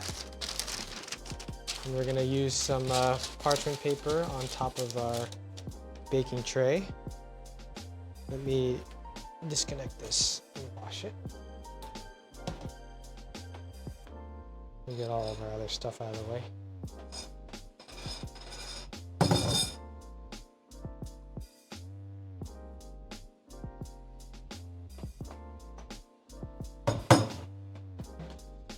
This pepper for later. Yogurt based one. Oh, interesting. That sounds good.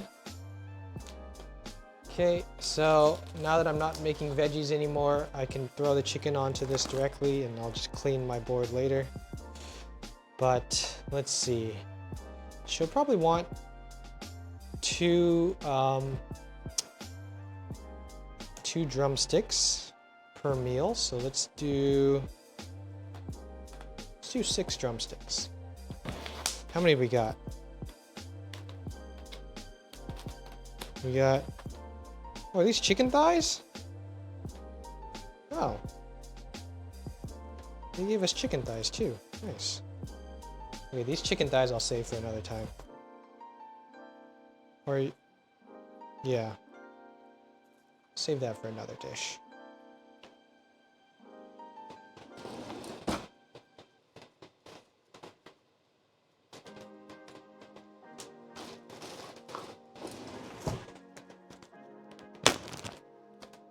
Okay. Throw these chicken thighs in a Ziploc bag, and I will get to it in the next video when I cook these.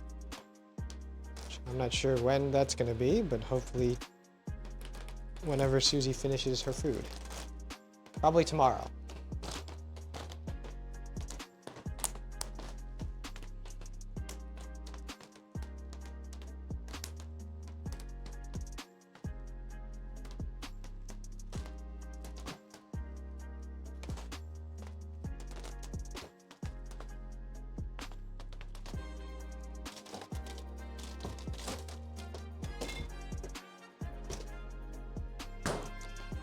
Okay, the chicken's all good. What we want to do now is we want to salt these. So once again, salt from up high.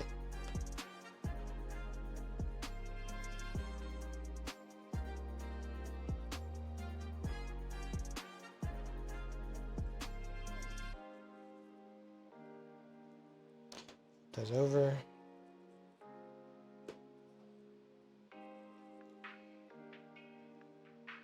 Well, I got some cilantro lime sauce on this chicken. That's okay. This might look like a lot of salt. It's not. This is a thick piece of chicken, so we're okay. We're gonna want to put some of this pepper on as well. We had from earlier. This is just simple salt and pepper chicken. Not doing anything fancy with this, just throwing it in the oven. Pinky out, that's right.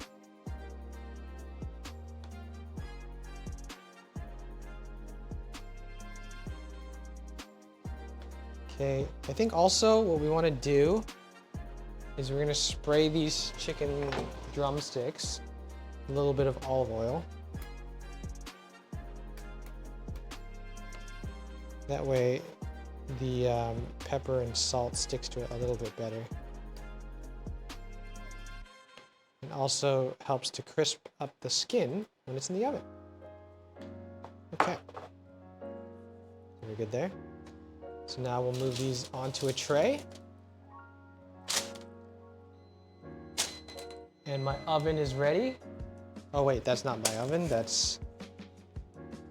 is the timer for the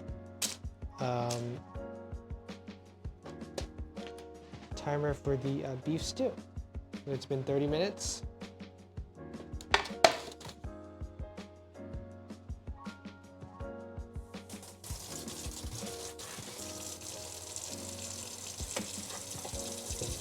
I'm gonna wash my hands real fast.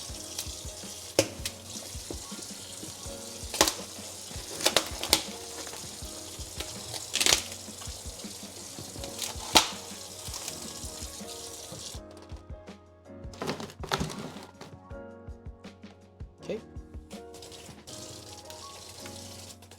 Make sure your hands are clean.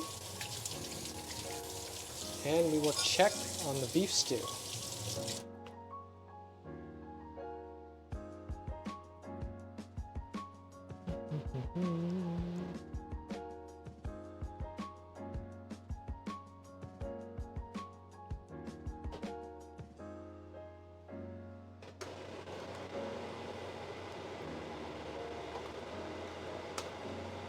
All right. The beef stew is looking good.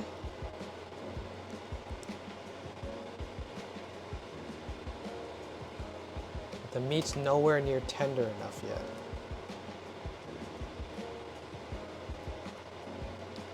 So, we'll do it for another 30 minutes. That's the main thing you want to kind of look for when you're making beef stew, is how tender the beef is. If you don't have tender beef, there's no point in stewing the beef. All right, we're gonna wash our dishes now. What really helps with making beef tenders, the acids in the stew, which we have a lot of. We have a lot of red wine. We've got some ketchup, we have Worcestershire sauce, 3 things. So hopefully it will tenderize quickly. But also you have to keep in mind the temperature. You don't want it too high. I might actually move this stove to the back burner now, just because I don't want it to be at too high of a temperature here. I want it to be a little bit lower, so it's kind of just simmering. You just want a nice simmer on this beef. Low and slow is what makes the beef tender. Okay.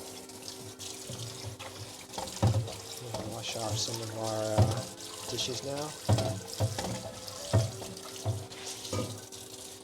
If you have a cast iron pan, you always got to make sure to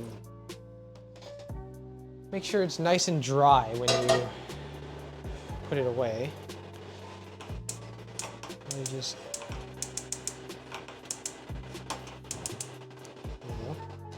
put it over heat and let it cook. The oven's almost at 400 degrees. We can put our chicken in soon. And in the meantime, we can start cleaning up everything.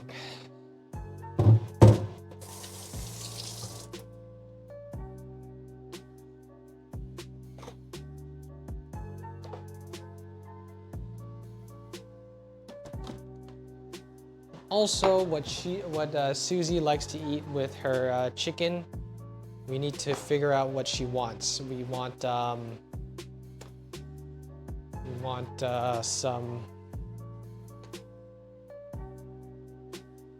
grains. We want some grains. We want some vegetables. So I think maybe we're gonna eat the rest of the celery and maybe make some zucchini with that. Throw the chicken in there.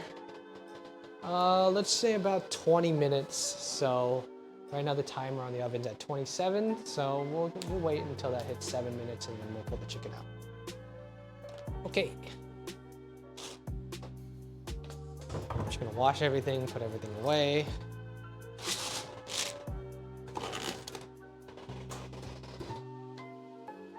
Get a clean working surface. I think our cast iron's almost done drying off soon. Everything wiped down. Turn that off now.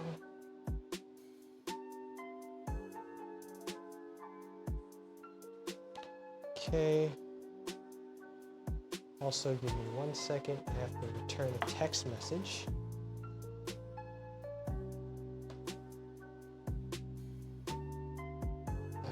Quickly be right back.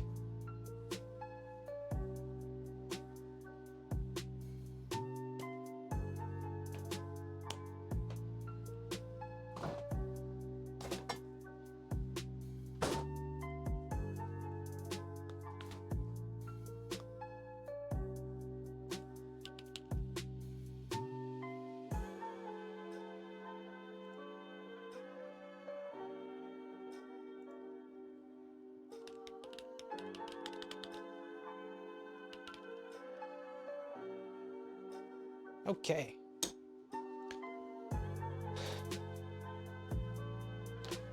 Alrighty. Gonna put the cilantro back and salt back.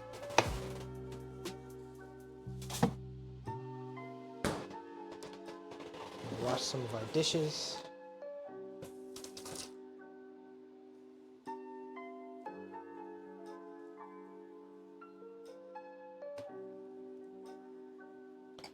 Oh man, red wine is staining my countertops.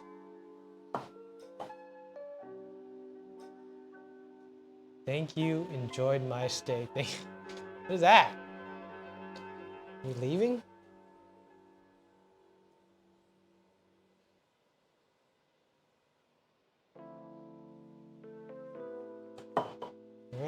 make sure my countertops are clean.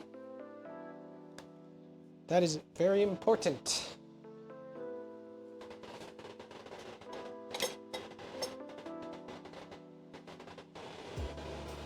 More gross countertops.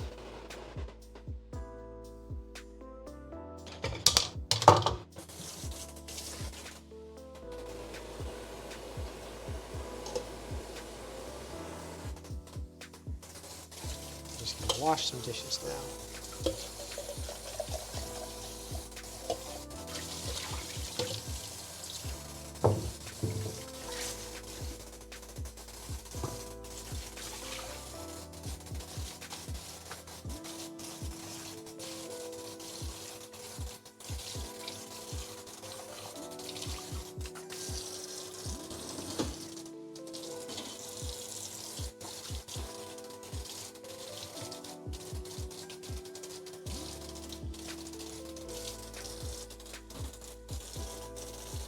Okay, move this blender part. Yeah, I really like this variable stick blender. Super useful.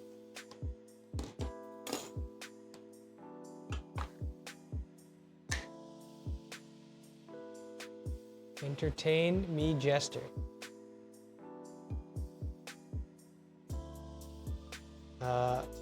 Well, I'm just cleaning right now. Unfortunately, it is the boring time indeed. Whoopsies.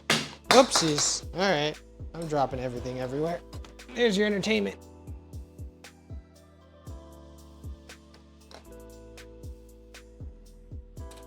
Okay. Right.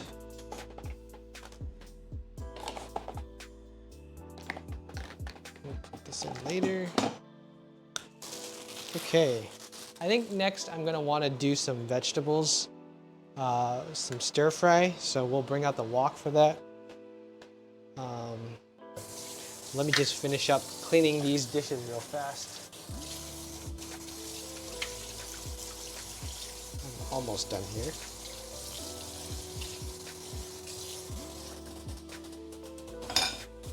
I think if you let the dishes pile up when you're cooking, it's just no good. And it becomes too insurmountable. You don't want to do it. I already don't want to do it. My hands are burning.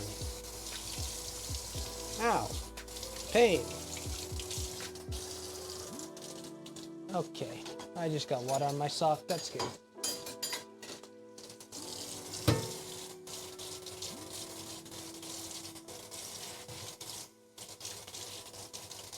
Okay.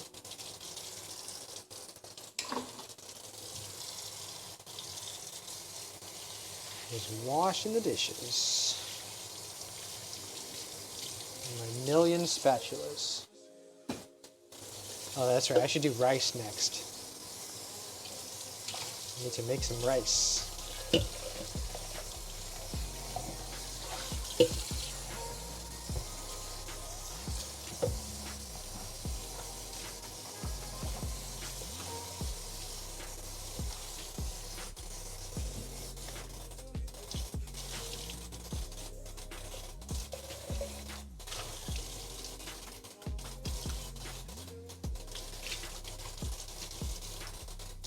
Okay.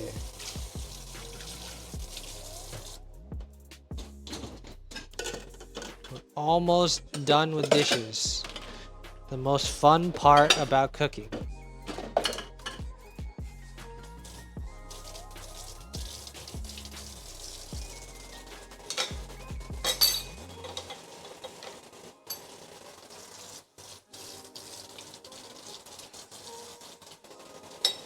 Okay, my beef stew's still going. I got 20 minutes left on the timer for it. I don't know if it'll be ready by then.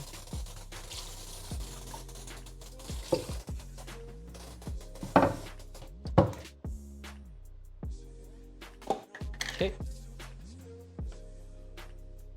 Tasukete desu yo.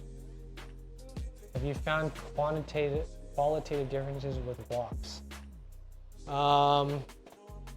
I think the thing is with my wok is it's made of carbon steel. Here it is. It's made of carbon steel, so it gets hot really quickly, and it can definitely cook things really quickly. And I think that that's what you want if you want to just, you know, flash out some stir fry. Ooh, that's hot. Probably shouldn't touch a hot pan. It's okay. It's fine. And it's kind of like the knives, because they're also made of carbon steel. You kind of have to season it first. It's a little bit different than stainless steel. I like it personally, but it's, you know, up to you. I think it's easy to make eggs and stuff because if you season it correctly, you won't stick.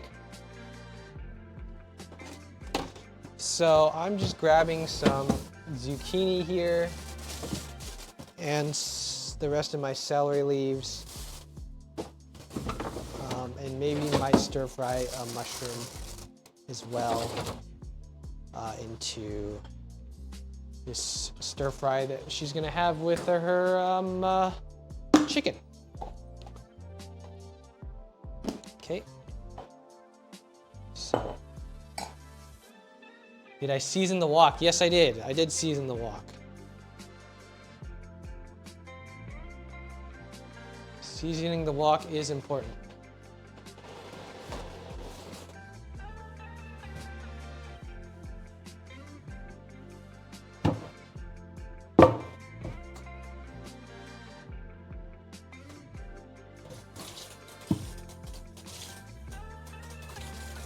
Okay, just washing off my cutting board here. Okay. All right. Make sure it's a dry surface. Also, what I want to do is put this towel underneath so the board doesn't slip all over the place. I've got some mushrooms and some celery stalks here that I had from the beef stew. I'll wash this mushroom and this zucchini. Some people don't like to wash mushrooms. I wash my mushrooms every time. They say, oh, all the heat or all the moisture will stick in the mushrooms and it's gonna not cook correctly. No. Wash your damn mushrooms. There's dirt on it. It'll cook fine. People are stupid. It's like people who don't wash their rice. Crazy. You would not wash rice. What's wrong with these people? All right, you know what? First, we'll cut up the vegetables and then we'll make some rice. Okay. So let's use this knife. 3 different knives today. All right. So to cut a zucchini, you want to cut off the top portion of it first and then the bottom part. And then I'm just going to do some slices from there. There we go. There we go. And the rest we can use. I'm doing about really thin slices so it cooks faster. I think for the mushrooms, maybe we'll cube them.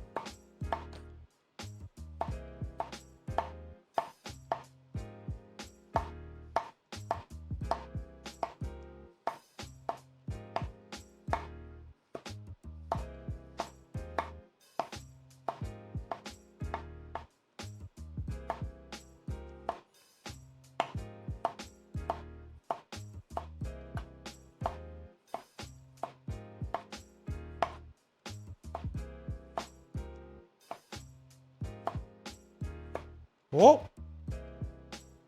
Almost cut my finger there. Actually, I think I did. Oh. No, I'm okay. I think. Make sure. Ooh, just barely nicked it. All right.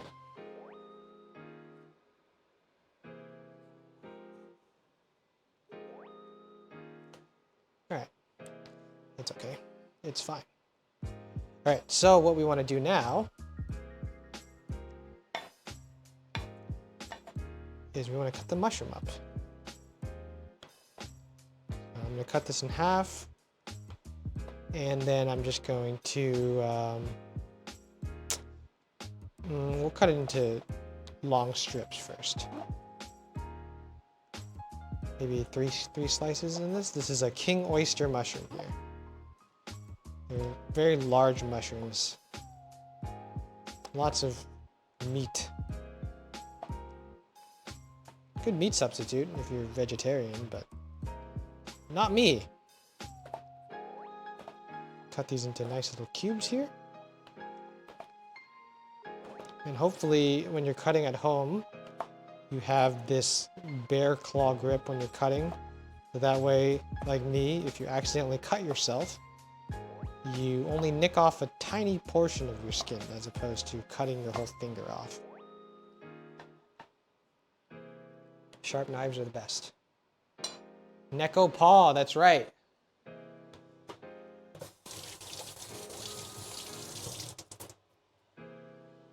Okay.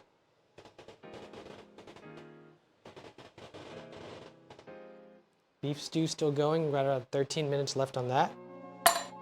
We got our celery leaves. We got all that. So I think what we want to do when we stir fry is we're going to want the mushrooms in first, and then the zucchini, and then the celery leaves, because this will cook the fastest.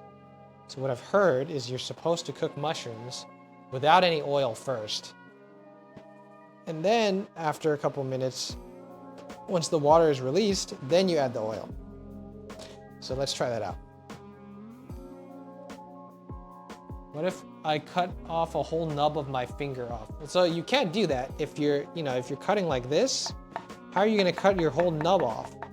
As long as your knuckles against the knife here, you won't be able to. So that's why you want your knuckles right up against the knife, so you can keep going like that. All right. Let's move this camera a bit. Show the wok.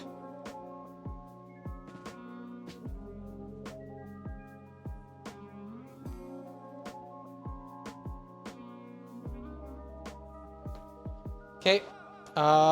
Things with woks are they get hot really quickly, so you have to be ready to cook. All your ingredients need to be ready on hand. That's why I cut everything beforehand.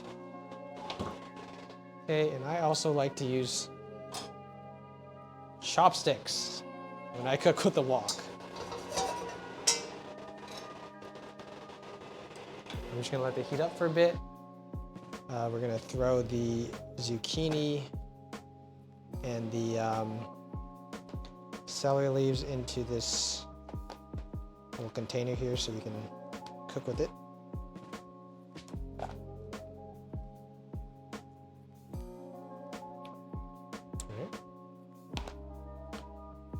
Okay. Another wok. Gonna get our salt ready. And some of our pepper. I guess I should throw in some garlic, but let's flick some water in there to see if it will sizzle. Okay, perfect. Now we can throw in some of our mushrooms.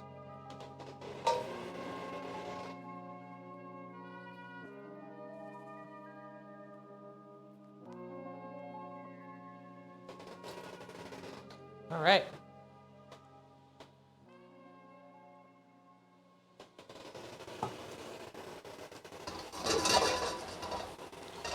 Put the mushrooms in there.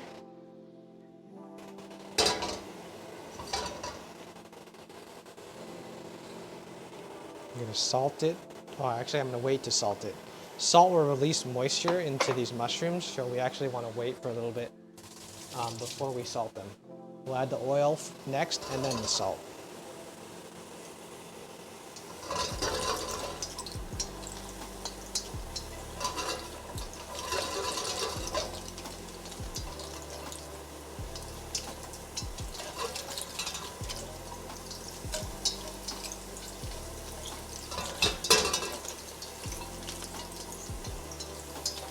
I'm not sure if you can hear this, but the mushrooms have a nice little sizzle to them.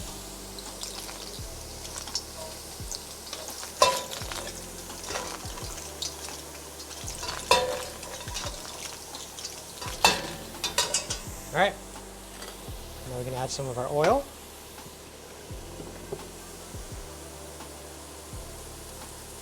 About a tablespoon or two.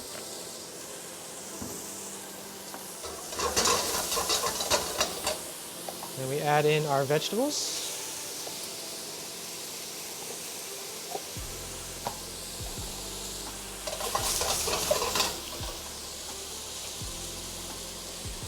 And then we're going to want to salt. Salt from high.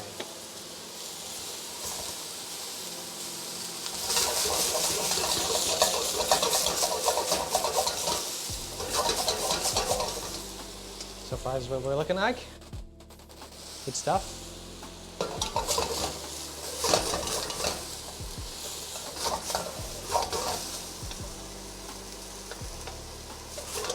Right now we're on a high heat, so everything's going to cook pretty quickly. So you don't want things to burn, so you move things around quite a bit when you're stir frying like this. I'm gonna add some pepper as well. And this vegetable is going to go pretty good with our cilantro lime sauce, so we don't need to season it that much, but just a little bit. You always want to have a little bit of seasoning when you do cook.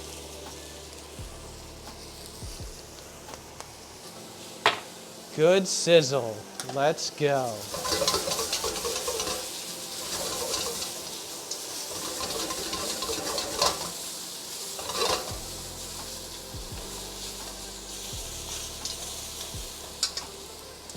Here's our veg. It's looking good. I think we want the zucchini to be cooked a little bit more. They'll get more translucent as you cook them. So we'll keep it going for maybe another 1 or 2 minutes.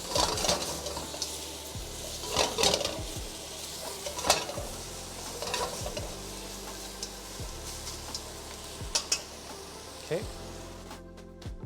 While that's sitting there, we'll just finish up our dishes.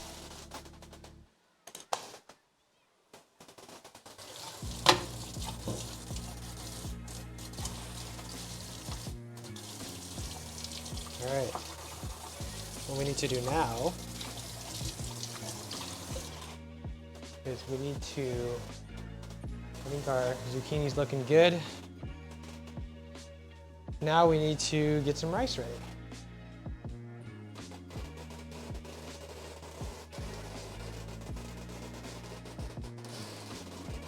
So I turn off the heat for the vegetables. And we'll put this in a nice little bowl.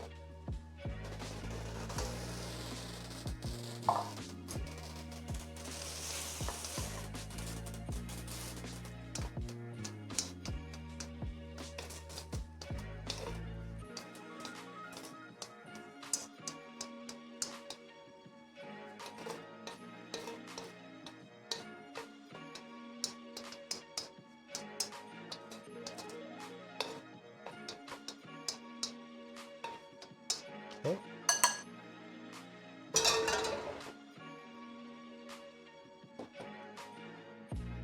Show this.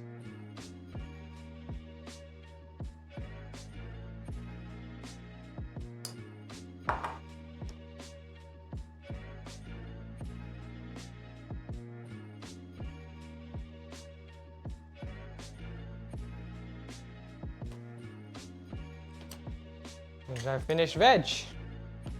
Good stuff. All right, now we need to make some rice. But I will wash the dishes real fast.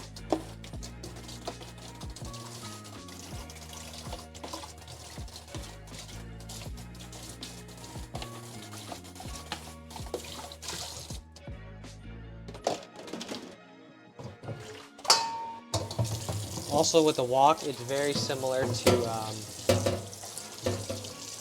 cast iron, where you need to make sure that your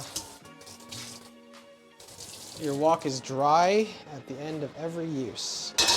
So I'm just gonna heat this up real fast, off camera. go. Okay, and now we want to get some rice.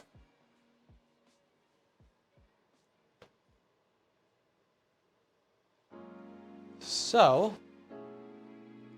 in this household, we're a little bit sacrilegious. We make our rice with an Instant Pot. Oh my gosh. No rice cooker here. That's crazy. So, what are we doing here? See that Instant Pot in the back? Look, it looks evil. All right. Now we want some rice. So I'm gonna cook maybe about 2 or 3 cups of rice. A nice little rice container here.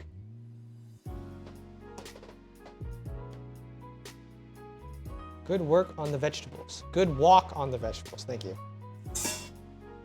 Funny guy. Okay. Whoops, I spilled rice everywhere. 1 second while I clean up this mess.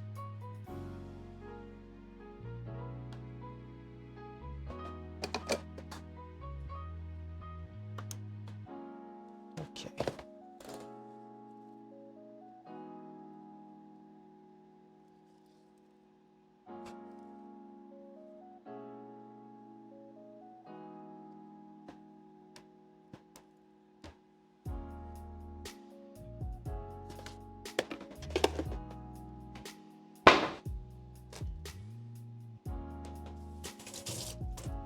Okay, we got our rice. Let's wash it.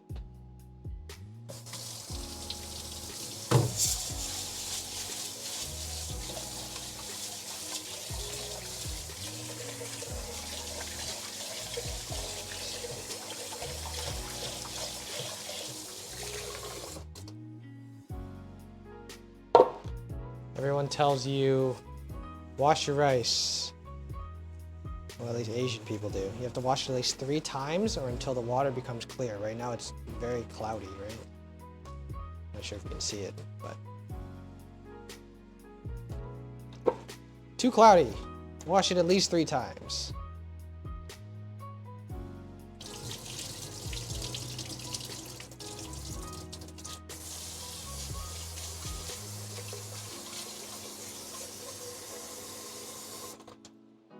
We have 1 minute left on our timer. I forgot about the chicken. The chicken looks fine. The skin is not burnt yet, so we're just gonna let that one keep going. Remember to save rice water to shower later. That's right. I don't know how I would do that, but you know. I'm gonna put this here. Look at that, vegetables. That's gonna fall off.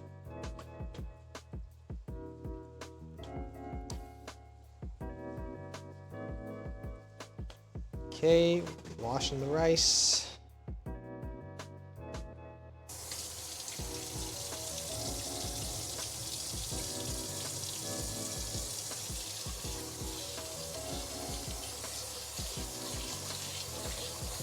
Oh, you know what? I forgot to make vegetables for the beef stew tonight. I guess we could do... I don't know what I'm gonna do for that. I'm gonna look in my fridge and find out.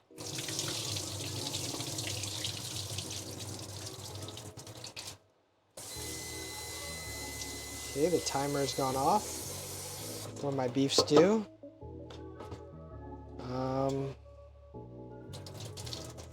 I'm gonna make this rice real fast. So I finished washing my rice. It's all ready. Let's cook it.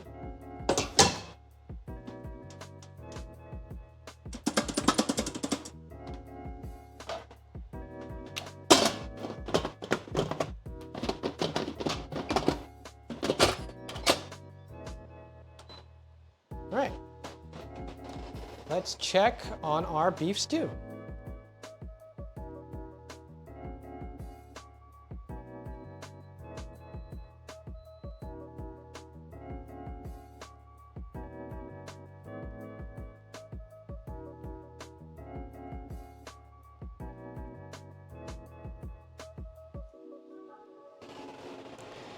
Okay, so our beef stew has been going for quite a while. It's definitely a lot more brown now. Let's give that a stir. Let me try and show you guys. Oh gosh.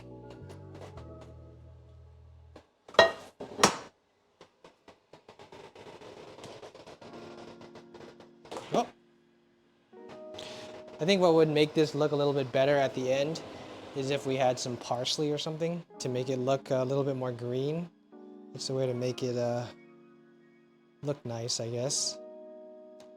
But we will cross that bridge when it comes to it. All right.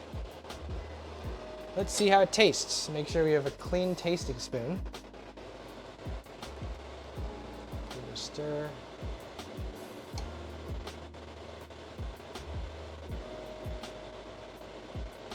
Oh yeah, that beef is still quite tough. I'm gonna have to keep it going for a bit. But let's taste it.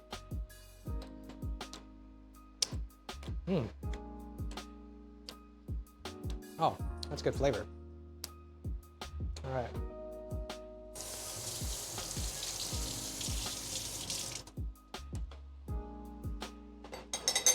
So we will keep that beef stew going. Sugoi.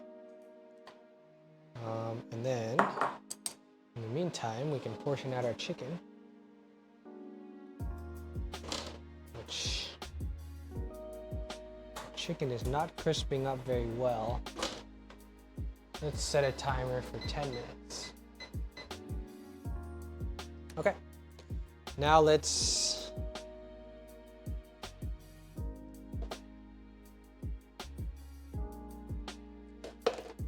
where's the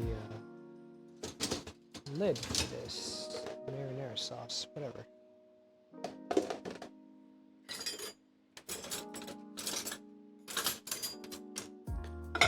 All right. I'm gonna put the rest of my wine in this thing.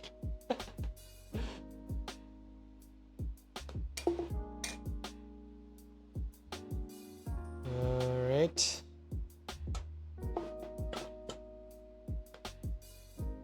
Did you need to center rack the chicken or were you pseudo broiling it? I am not broiling it right now. I should broil it in a bit to get the skin crispy, but I think it's just cooking through right now. Should be up to temp.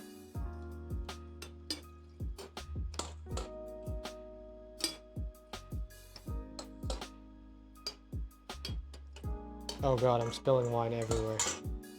What a disaster.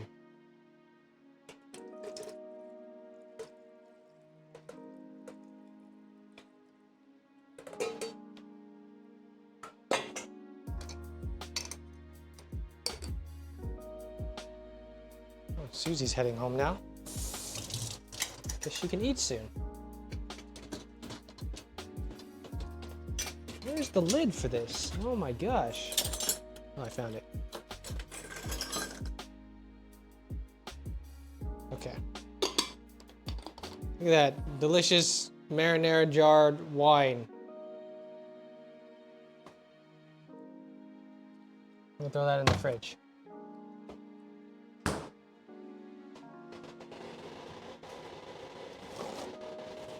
I'm gonna wipe off some of this wine.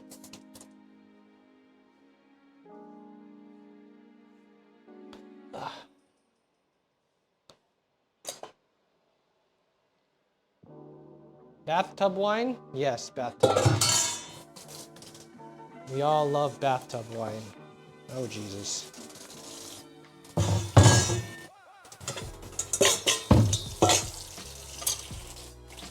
Ah, it burns. It's too hot.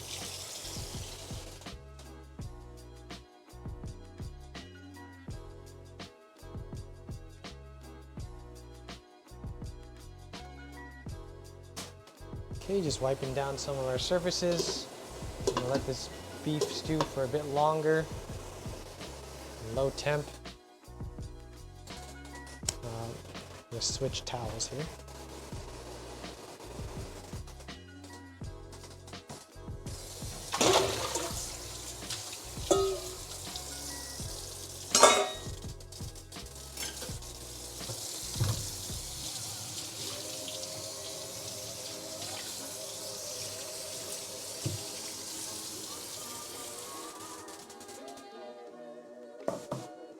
think I'm gonna make some more vegetables for tonight's meal.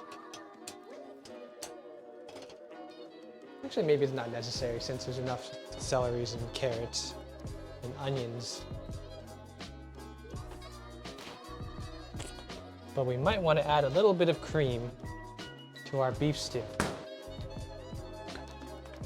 as a little treat to ourselves.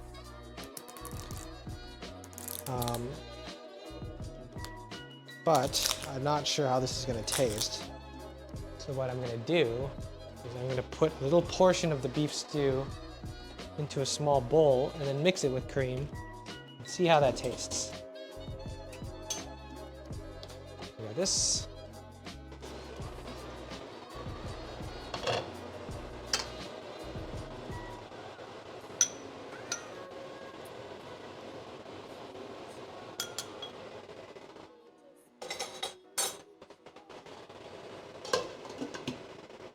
Okay.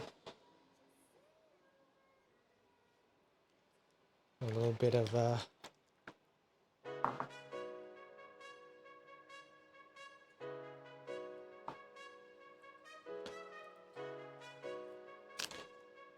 cream.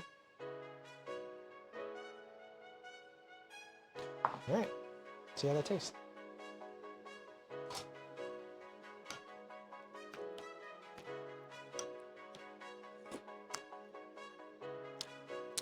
Ooh.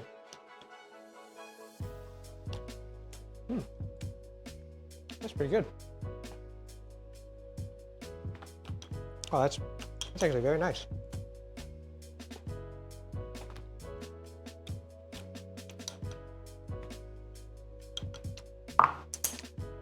Okay, perfect. So we're gonna let the beef stew go for a bit longer because it needs it.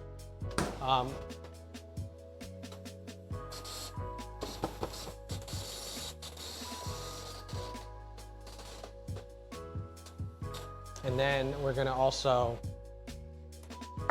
get our heavy cream pog chimp. That's right. We're gonna get our chicken. Let's maybe broil it, see what's happening here. Okay. So I've had my chicken out for maybe 30 minutes or so. Oh, look at all that juice there. So I think I will broil it for just a little bit to get some color on these things.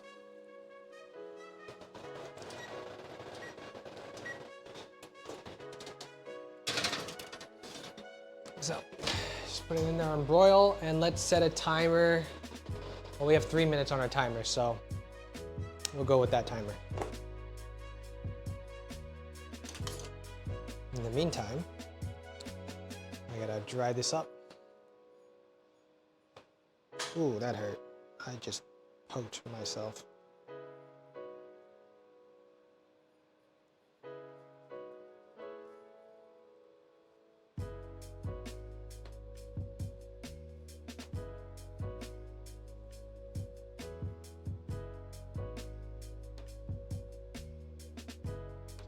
Okay. Put this bad boy away.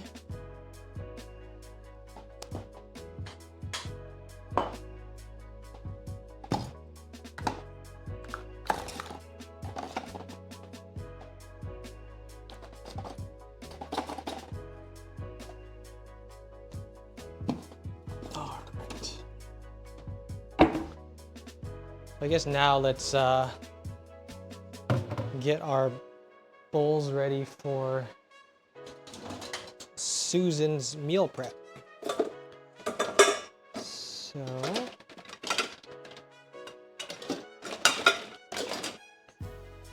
one bowl here. She has another bowl coming, so we're just gonna put them in these nice little containers.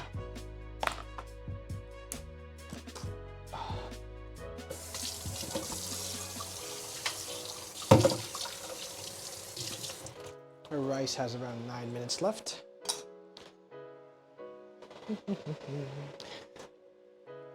Ooh, our chicken is broiling up nicely.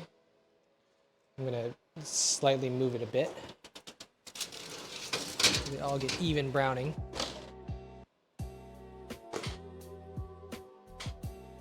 Oh, that's right. I was going to show you how to get the cork out of this thing. We can do that for now.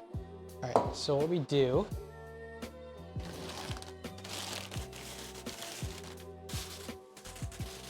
is, hopefully this will work. I haven't done this in a while. We take a, let me move the camera a little bit, sorry.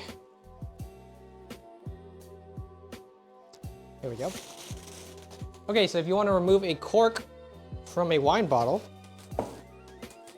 you go ahead and throw this plastic bag into this wine bottle here. As much as you can. Can we get the cork up in the top? And you blow into it.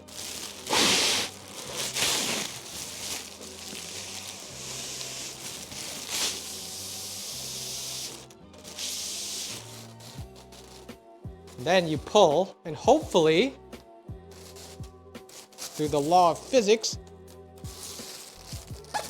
oh God. Okay, all right, come on. Come on. Oh. Oh, this is tough. Oh no! All right. It's a disaster. It got stuck. But it did get to the top. So now I guess we technically recorked it. All right, we'll try that again.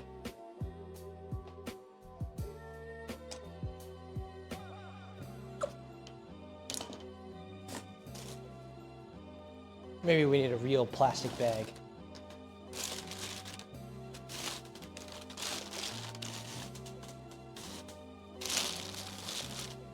Well, we'll try it with this one once again. Which timer went off? Oh, my broiling chicken. Turning that off. All right. This boy is covered in plastic now. It's not gonna make my life easy. All right, we'll try it again. And if not, we're giving up.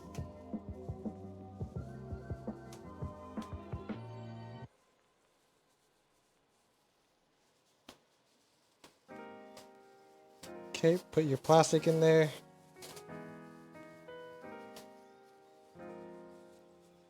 Get your cork up at the top.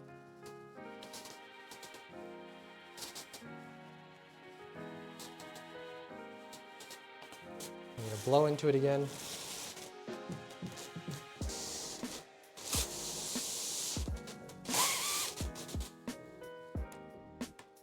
It's not working.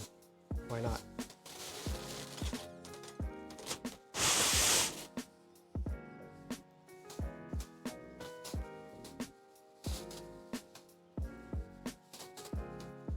Why is this trick not working?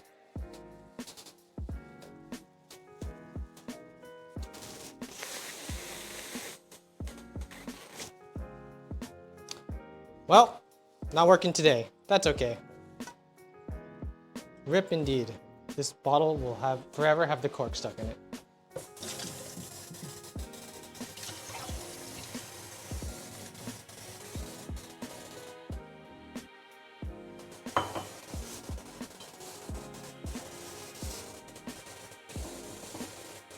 All right.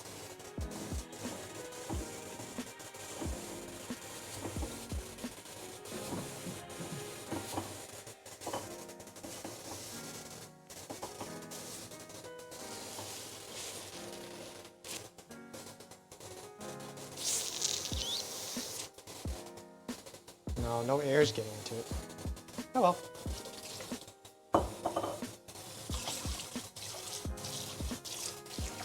All right, my chicken is almost ready. And my rice is ready in 4 minutes.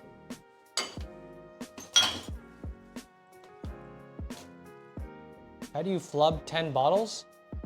What do you mean 10 bottles? Oh, yeah, how do you flub 10 bottles?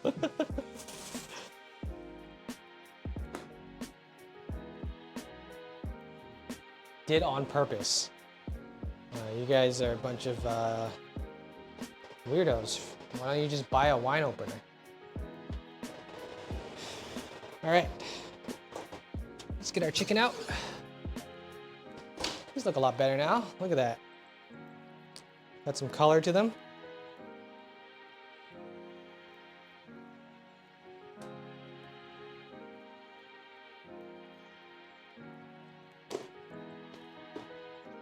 And what I'm going to do now is I'm actually going to remove the chicken from the bone because the princess likes her chicken boneless.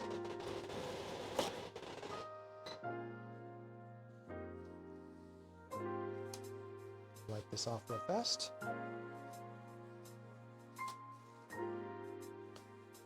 Okay. Oh, that's hot. That's a hot chicken. And the type of knife we want to use here is a boning knife. We're gonna make sure it's sharp. And I haven't sharpened this thing in a while, so I'm just gonna hone it real fast.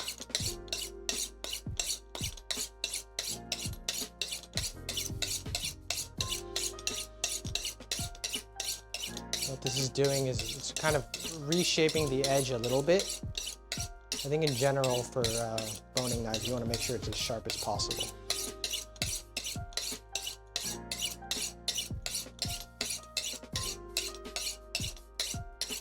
All right.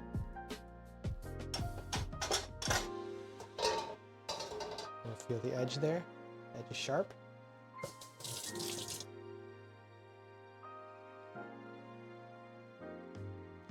All right.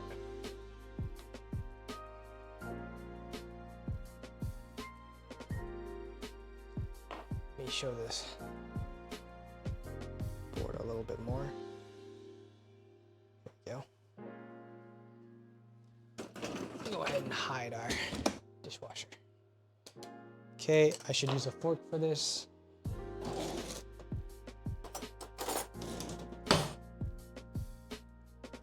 Okay. Just gonna want to get all the meat off of these bones. I think what we can do is we'll just eat the bones later on.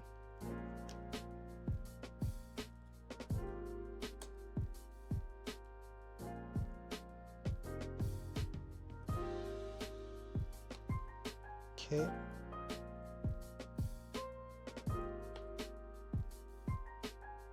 I would touch this with my hands, but it is like 8 million degrees, so we stay away from it.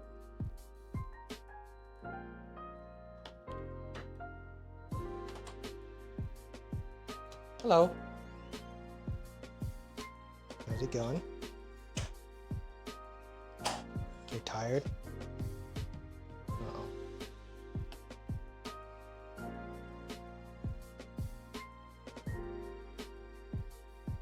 I made beef stew. And I'm making your lunch for tomorrow as well. Yeah. You can eat that or you can eat whatever I'm making. I'm just gonna make some chicken. I made some cilantro lime sauce. I'm gonna make that.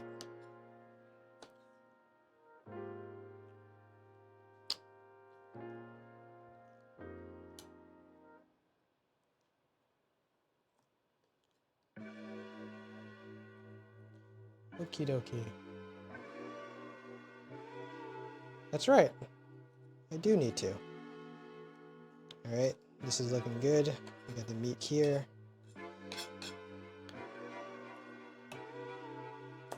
Just gonna do this for all the chicken.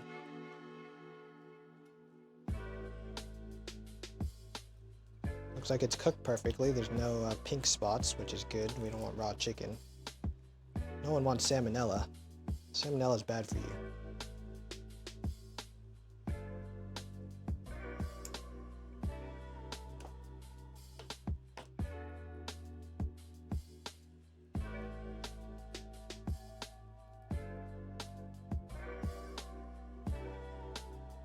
Okay. I want to cut off some of that extra meat there.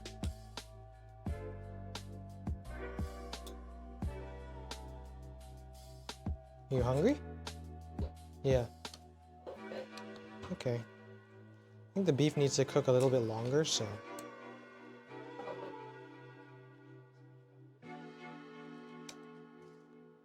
Okay. I'm gonna need your container to put the chicken in later. Or I can assemble it actually tomorrow, because you can eat the other one today. Or for tomorrow. The one I already made? Okay. Why? Why are you taking photos of me? Weirdo. I apologize, everybody. My fiance is very weird.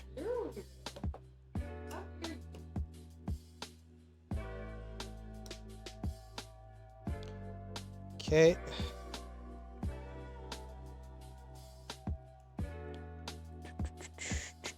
Just removing the meat here.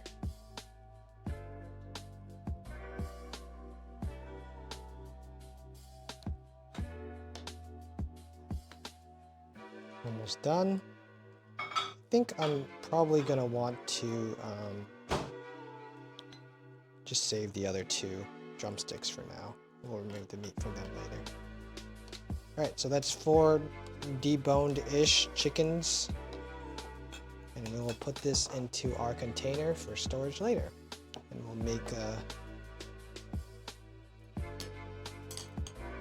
make meal prep tomorrow.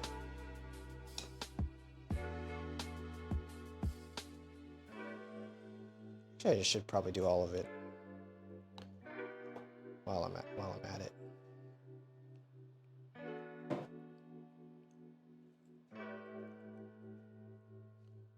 You want chicken skin? You want chicken skin?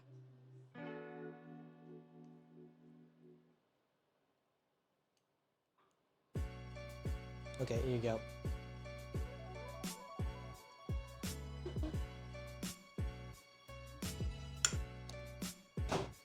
He loves chicken skin. What is omoshiroi? Nani ga omoshiroi?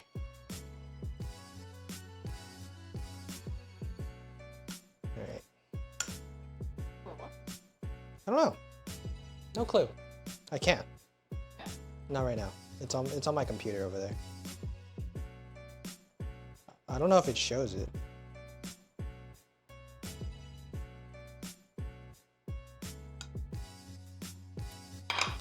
Okay, let's get the other chickens done. But in the meantime, let me check on my beef stew.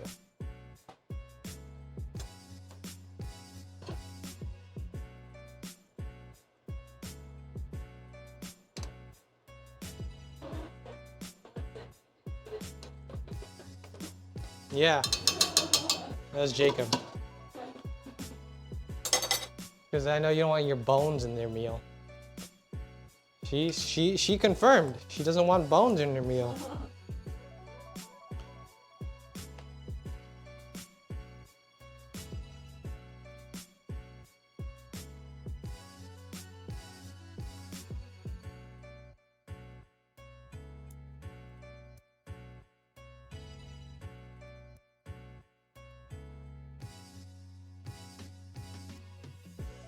Okay.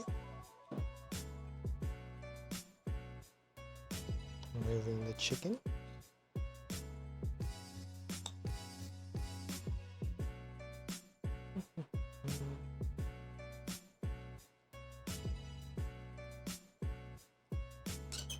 Oh, that hurt my ears. Metal on metal is not nice. Okay.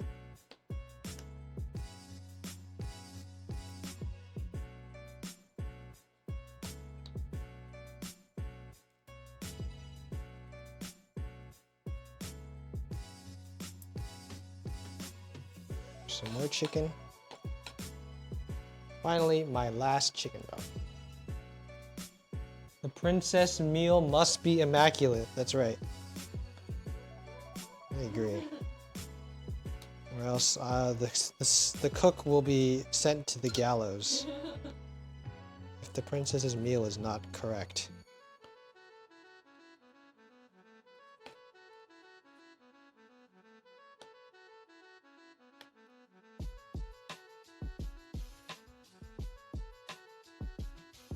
Okay.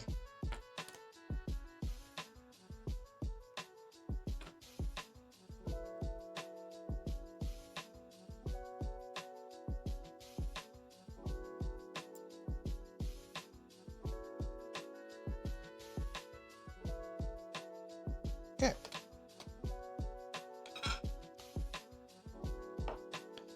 Got that. Got our chicken done. Now we have chicken for tomorrow.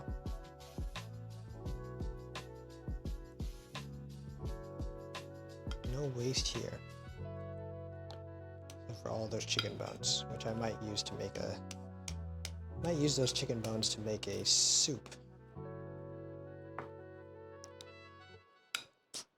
But most of the flavor is already gone, but that's okay. We'll save those chicken bones. No waste in this household.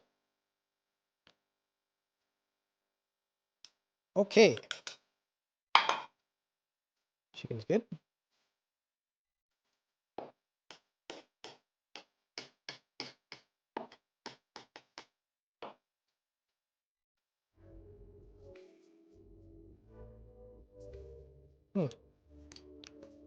That is tasty chicken.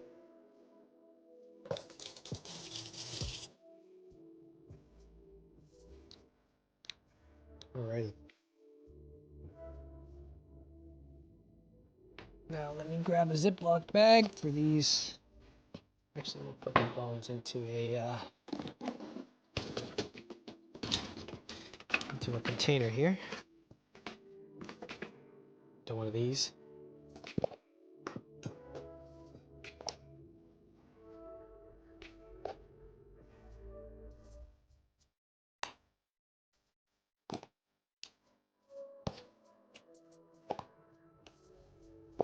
Oh. Alrighty.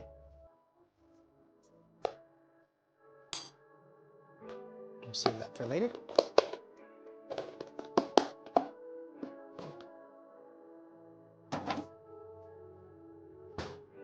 And we can check on our beef stew, see how it's doing.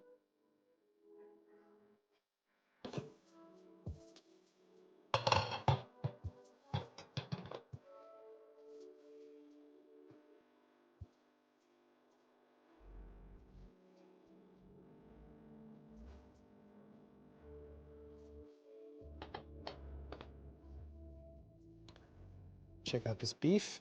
Looks pretty good. Is it tender?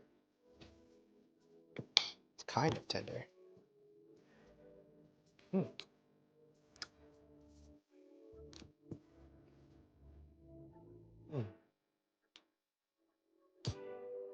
That's good. So that was a smaller piece and it was kind of a little bit, still a tiny bit tough, so we're gonna keep it going for another 30 minutes.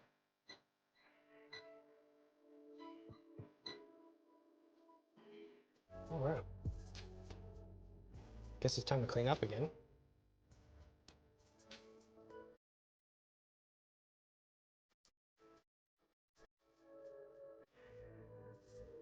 Hmm?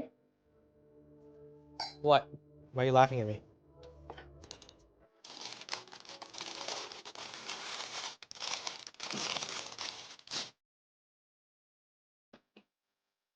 You have a canker sore.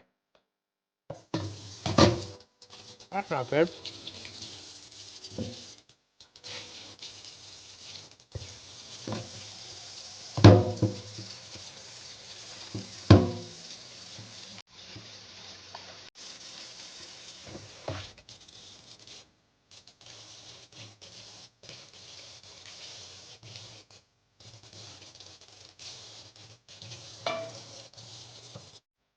Okay, turn off the rice.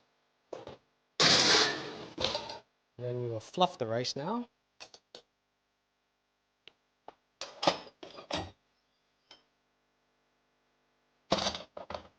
Beautiful.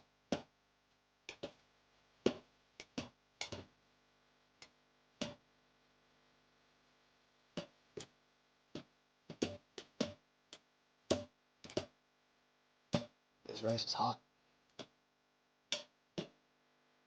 All right.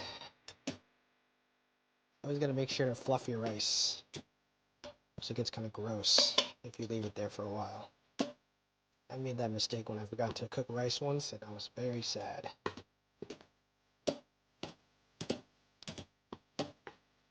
Alrighty. Let that rice cool down a bit. I'll wash your dishes.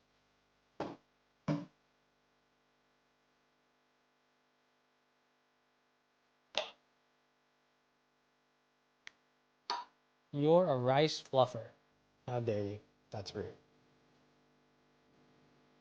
Okay, time to wash the rest of these. My life is continuous, just washing dishes. But it's all tiny amount of dishes, so it's all doable. That's how I trick myself. I trick myself into washing dishes. Okay.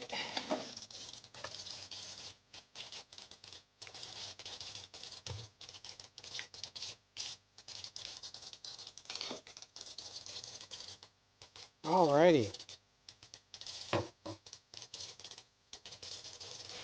I do want to show the final product of the beef stew, but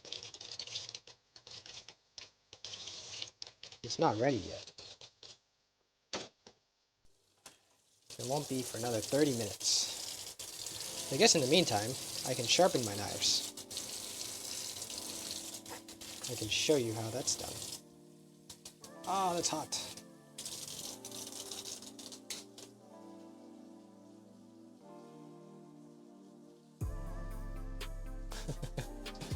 That's right.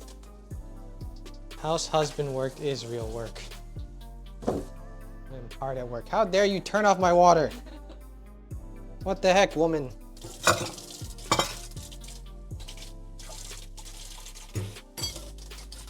She always does this. The water runs for 2 seconds.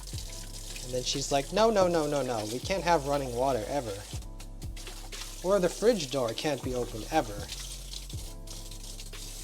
Ridiculous. Ridiculous.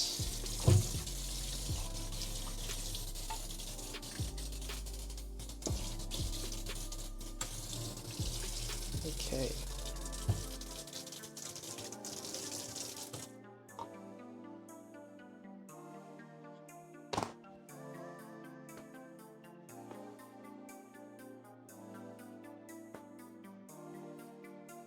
All right.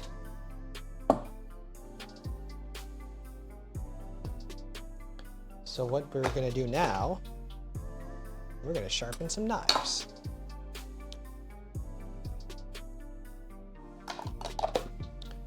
So I guess we'll show everything off that we finished today. So we have this and this, and we had some cilantro lime sauce. This was some veg, some, oh God, it's gonna spill everywhere, isn't it?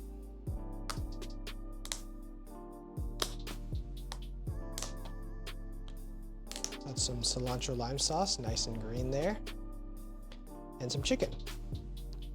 I guess we can try some. See if it tastes okay.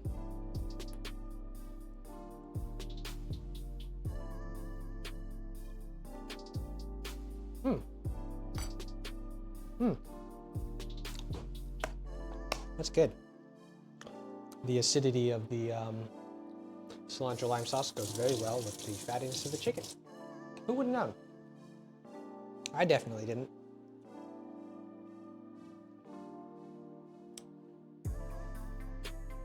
Trying to hydrate the whole neighborhood or what? What am I doing? With wine?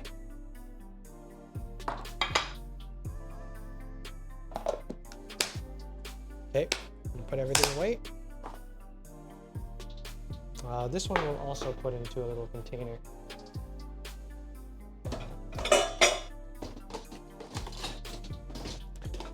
So we can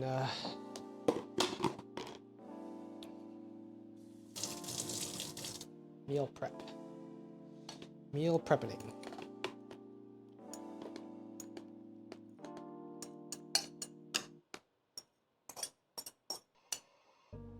You must go. All right.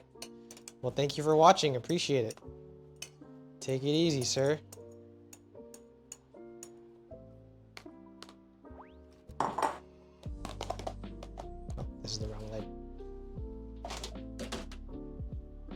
This is also the wrong lid. This is the right lid.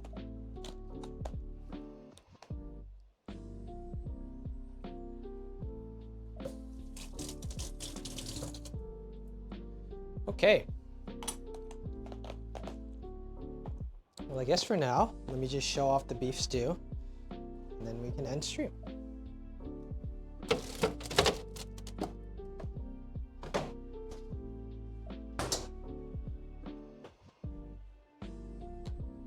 This is our final product of the beef stew. It's just very brown, huh? But it's good. I think at the end, when we want to finish this off with some cream, we can serve it, but in the meantime, the beef is quite tender. It's almost fork tender. We just want, oh, see, look at that. It's just probably you want to go for probably another 30 minutes. So we'll just keep letting that go, and then we'll eat it in 30 minutes. But in the meantime, let me end my stream.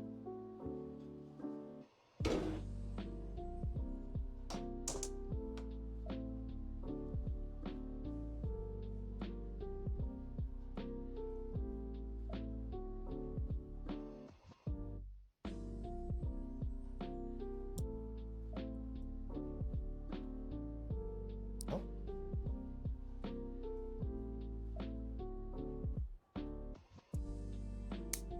Well, thank you so much for watching, everyone. I appreciate it. If you did manage to watch a little bit of this, maybe you learned something, maybe you didn't. But I'll be here again in the next 2 days or so. Well, I'll cook again. Thanks, everyone. Bye.